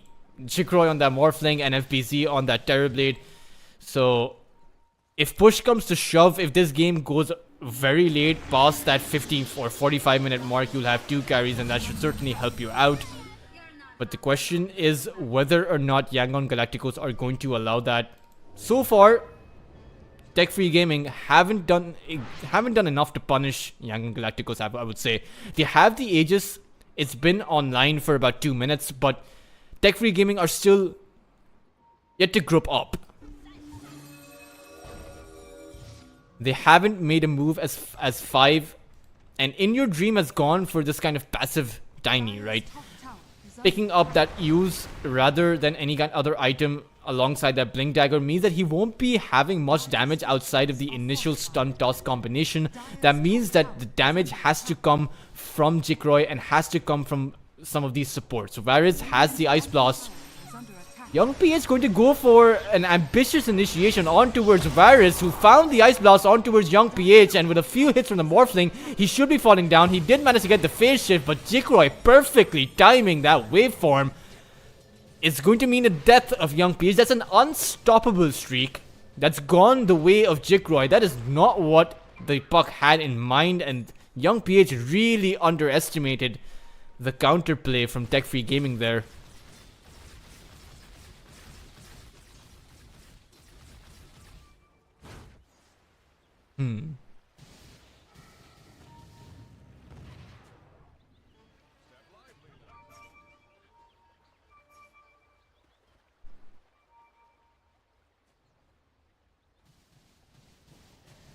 Jikroy. He may just be X-marked over here, and with 3 other heroes from Yangon Galacticos approaching the Morphling, he may not have anywhere to go, but a perfectly placed Manta style and a waveform out is all it took. Oh man, this is why he is the #1 player on the leaderboards in Southeast Asia. I mean, you can see how easily he makes these kinds of plays work out.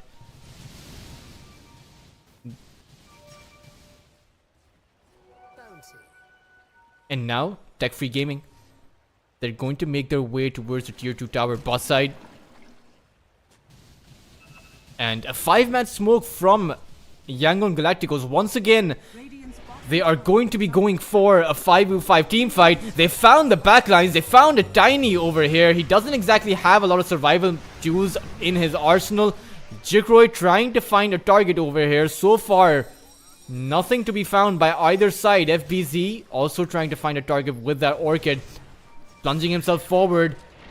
Dalul actually found the shards, and the Kunkka's actually been spotted out, and the Ice Blast to come in. Meanwhile, the Wukong's command is going to mean the death of Jikroy and that Terrorblade. Of course, Jikroy does have that Aegis, and he should be able to waveform on the other side of that Wukong's command, but it's a 4v3 scenario with Jikroy completely trapped over here. This support is going to come in with that Avalanche Toss, meaning the death of the Monkey King, and now suddenly Yangon Galacticos don't have enough firepower to pursue this team fight any further. They're going to have to cut their losses and run, as 2 more heroes, 1 from each side, are going to end up falling. But I think they're going to call it here, unless Young PH wants to be going back in. But I think he expected to find the Ancient Apparition. Jikroy does have that Greater Healing Lotus, so he should be fine over here. There isn't much threat to his life, but I think an overall very even exchange for both of these sides. If you take a look towards the fight recap, the net worth and experience was slightly in favor of Tech Free Gaming by about 800 net worth and about 1200 experience. But so far, I mean, Tech Free Gaming haven't exactly played around that Wukong's command. They've actually gone brute force their way through it. And for Yangon Galacticos, they have been able to play around KSH quite well, but it will be a while before KSH is able to find more damage. He needs more items to be able to take more heroes down inside of his Wukong's command, and they need more disables to take Jikroy down.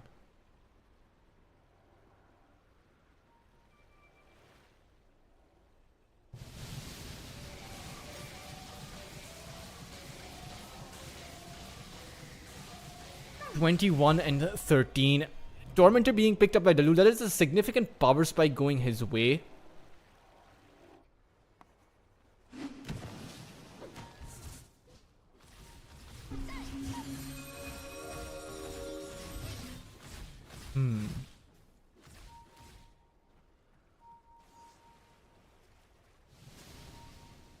Tech Free Gaming making their way. This time it's going to be a wraparound on towards Radiant's middle tower is under attack. JG. But JG was actually able to spot out that Ancient Apparition, but the snowball save is going to mean the Ghost Ship won't be finding its mark, and the Will of Fear perfectly placed by Skill Lay is going to mean that 2 heroes from Tech Free Gaming are inevitably going to fall here. But where is the support? It's coming in from Jikroy towards that backline, able to take out Skill Lay, and KSH is forced to BKB and find that Boundless Strike out of that team fight. 2 heroes from Yangon Galacticos have also fallen. It's all the supports in the game right now to die, as this will mean that at least Tech Free Gaming are able to make or amp up some pressure on this tier 2 tower, will be able to take it down. And Bottom tower has fallen. so far, all of this pressure, I mean, both teams really do throw everything they have in these team fights, and it always comes down to a narrow victory for both of these teams. Dire's middle tower is under attack.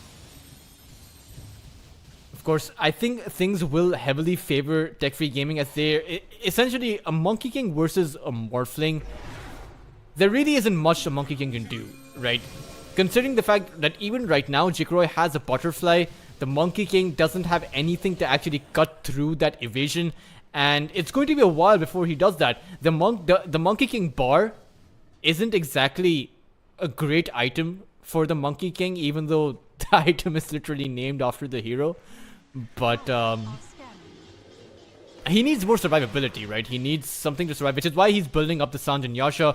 After that, he may look towards building up an Eye of Skadi, but an MKB is too risky of an investment because it offers no real sustain, and against a hypermobile hero like the Morphling, you might end up losing your life if you pursue items that only give you damage and no sustain. Bottom tower Jikroy, is under attack. waveform forward. He doesn't actually see the puck, so he's going to get X marked over there. And KSS this time around, the Wukong's command is going to be perfect, but the Morphling was able to get the cheese off, and it is able to hold his ground. Jikroy holding on towards the Greater Lotus, is going to use it for now, but he's strength morphed all the way through and has no more HP, is going to end up falling. Tech Free Gaming time and time again failing to predict the position of Yangon Galacticos, and this time it's going to cost him dearly.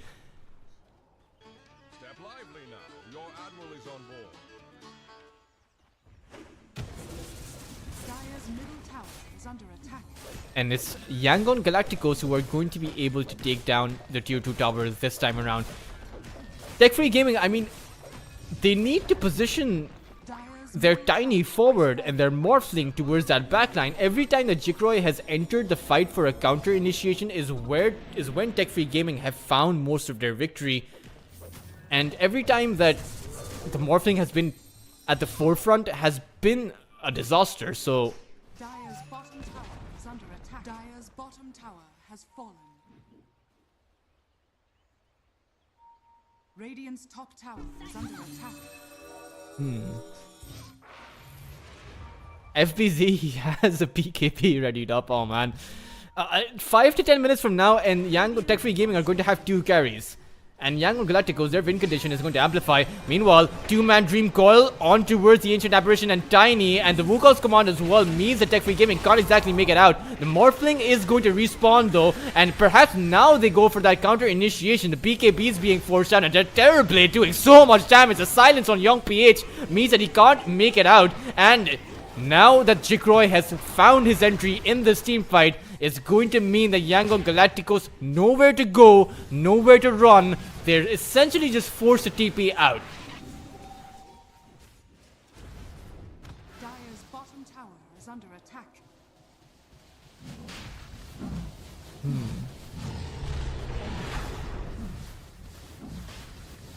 And that was just in time for the Roshan. Without any of the heroes from Yangon Galacticos ready to fight, this is going to be a free Roshan, a free Aegis, and a free banner to go down as well. Jikroy will pick that Aegis up, and perhaps Tech Free Gaming are going to look towards pushing. The top tier 1 tower for Yangon Galacticos is still standing up, so Tech Free Gaming may want to pursue the top side rather than towards the mid lane or bot side. And 32 minutes in, the game should swing in favor of Tech Free Gaming from now, because of the fact that you have 2 carries. There is just too much pressure on this Monkey King to deliver that damage outside of the magical damage that comes out from the Puck and from the Willow and Maiden.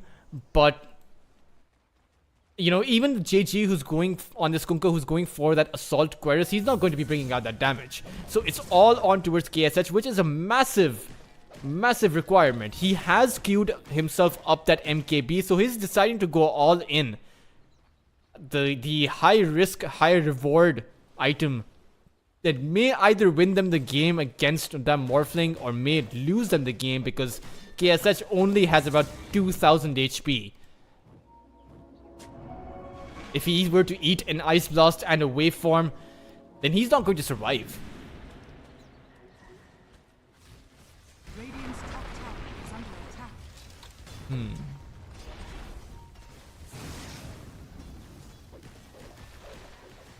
KSH making his way towards that backline. I think he's trying to find the split push here, or trying to cut the wave. Radiant's top tower is under attack. Does need to be careful though, as he can quickly get spotted out, and he doesn't want to be using his BKB just to be able to TP out. But so far he has done the trick, and Skill is going to make sure that the creep wave doesn't go anywhere. Dalul Radiant's top tower is under attack. has the blink but won't be able to find the Dark Willow. Is under attack. A full BKB is coming out for Jikroy, and with this BKB, he should not be under any threat. Only the physical damage from the Monkey King can stop him now, which is not quite a lot. Back in the previous fight, we saw Jikroy strength morph all of his agility, and his final HP stood at around 4,500.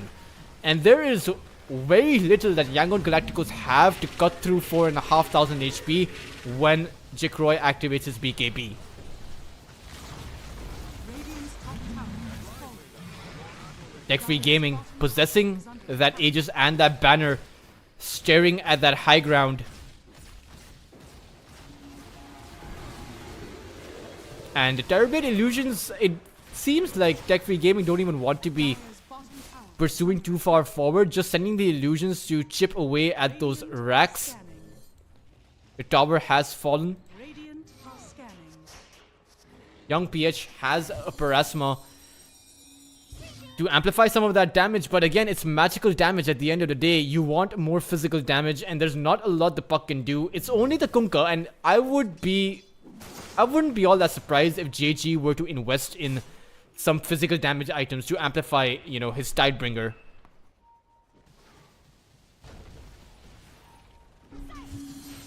Young PH going to land just a little bit of harass on towards the puck though, but In Your Dream found the Eels, and unfortunately Yangon Galacticos found the Morphling there. They baited Jikroy to make an overzealous play and were just able to take him out. Now there's no more extra life. There is just one, and sure, you're going to be able to take down some of these towers, but your easy entry into the high ground isn't going to be so easy anymore. And they do have the banner at the very least, so probably going to end up placing it down. Jikroy should really morph some of his agility up and not stay at around 1500 HP. There we go. He's going to stick around 2500 HP, 1000 more, and that should give him some additional life here.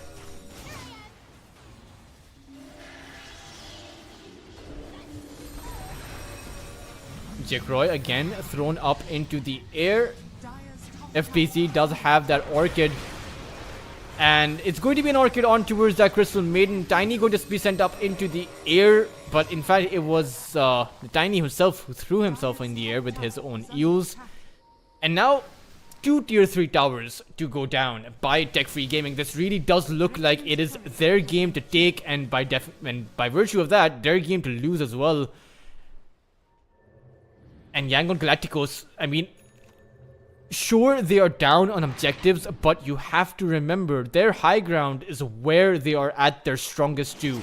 With the Wukong's command, with that ghost ship, if they are able to execute, then they will be able to find their way in and perhaps find Tech-free gaming before Tech-free gaming are able to take down some of these racks. Of course, it's going to be hard, and the first objective they need to, for Yangon Galacticos, need to take down are all of these wards that are so aggressively placed by Tech-free gaming. Their triangle is visible, their Shrine of Wisdom is visible, and even parts of their jungle are soon going to be visible as Tech-free gaming make their way towards that bot side, and probably going to plant some more observer wards. Although I don't think they have any. Yeah, so they don't actually have any observer wards to place down.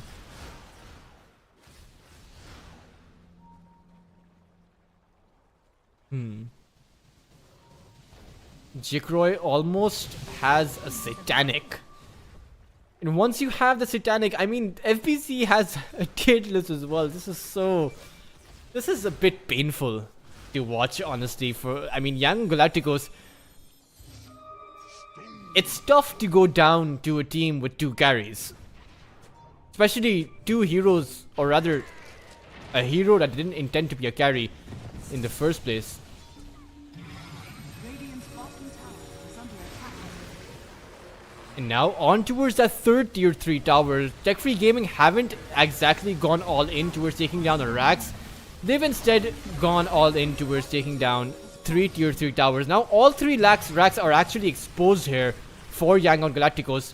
The backdoor protection is going to kick in and is going to go off as well. And now Yangon Galacticos, they might be going in. A ghost ship on towards Jikroy. He was healed up with the Sunder though, and using that waveform out, still able to hold on towards his BKB. The pump just got silenced, and that means Young PH is going to end up falling. Tech Free Gaming may have just found their opening, cracking through to that high ground. With Jikroy now activating that BKB, is going to make his way forward, but the backdoor protection from Yangon Galacticos will mean that Tech Free Gaming, they have to fall back for now. Young PH to go in on towards 2 heroes, able to clean up the Terrorblade as well. KSH now left free to actually dish out on all of this damage, but Jikroy able to deal some damage of his own.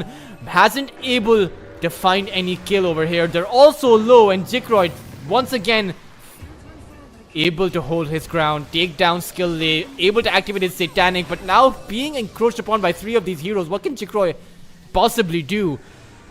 Tiny has actually abandoned his Morphling over here, so really there's nothing that Jikroy can do. Inevitably, and eventually, he will end up falling.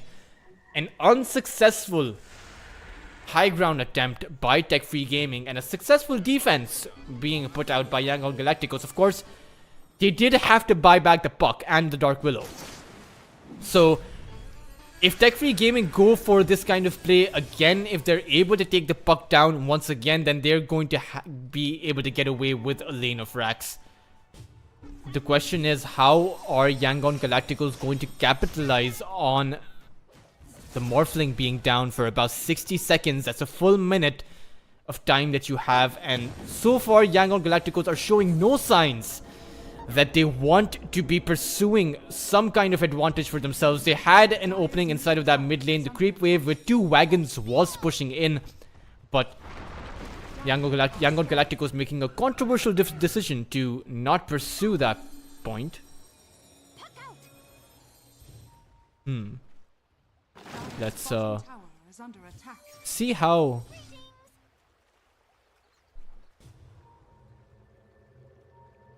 they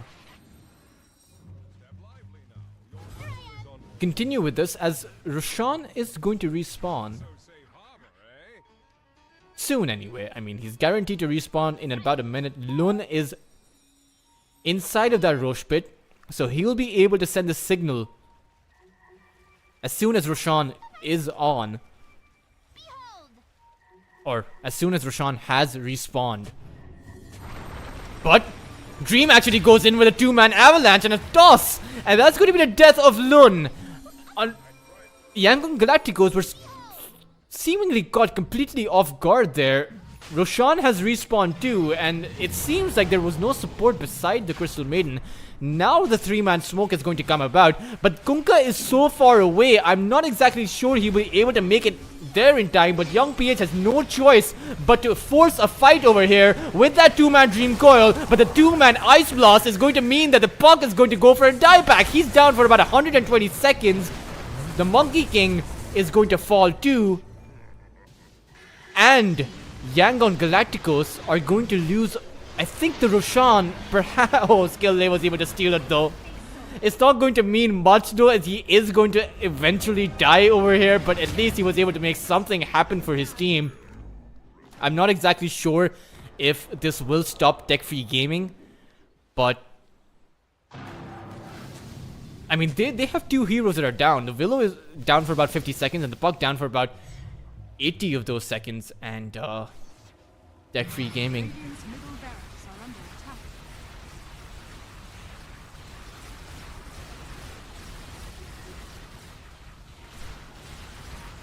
going to go towards that high ground.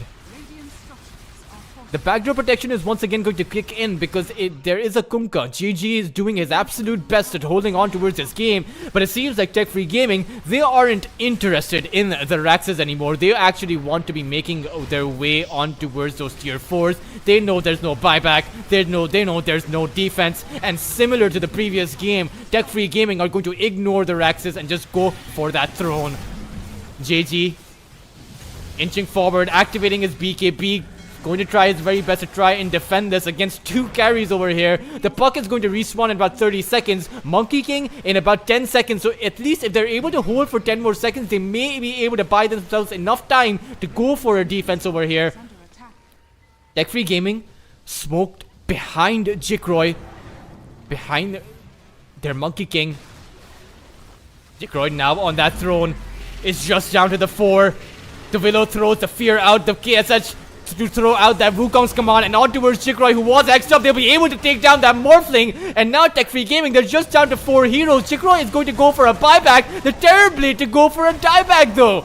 2 heroes are stunned up. In Your Dream comes in with that avalanche and toss, and that means that KSH might end up falling, but not before he gets one last poke in with that triple kill. Jikroy finally makes his way back into the team fight, and if Puck should die over here, there won't be any more defense, but it turns out they won't even need it.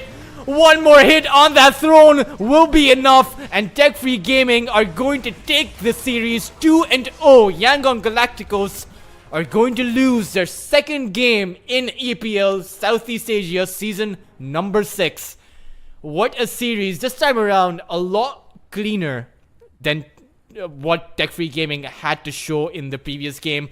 But guys, that was just the second game of the day. We have one more best of 3 coming up for you guys, and that's going to be costed by my friend Yu Heng. Do check it out. Don't go anywhere. Stay tuned. We will be coming back to that game on schedule though, so it's going to be in about, I think, 38 minutes. So don't go anywhere. Thank you all for tuning in, and we will be back for game number 2 right after a slightly extended, but once again, a short break. Places, feel it sinking in. Lonely faces, say you need a friend. No matter the distance, I will always be there. No more inhibitions, I'll show you again. You've been lost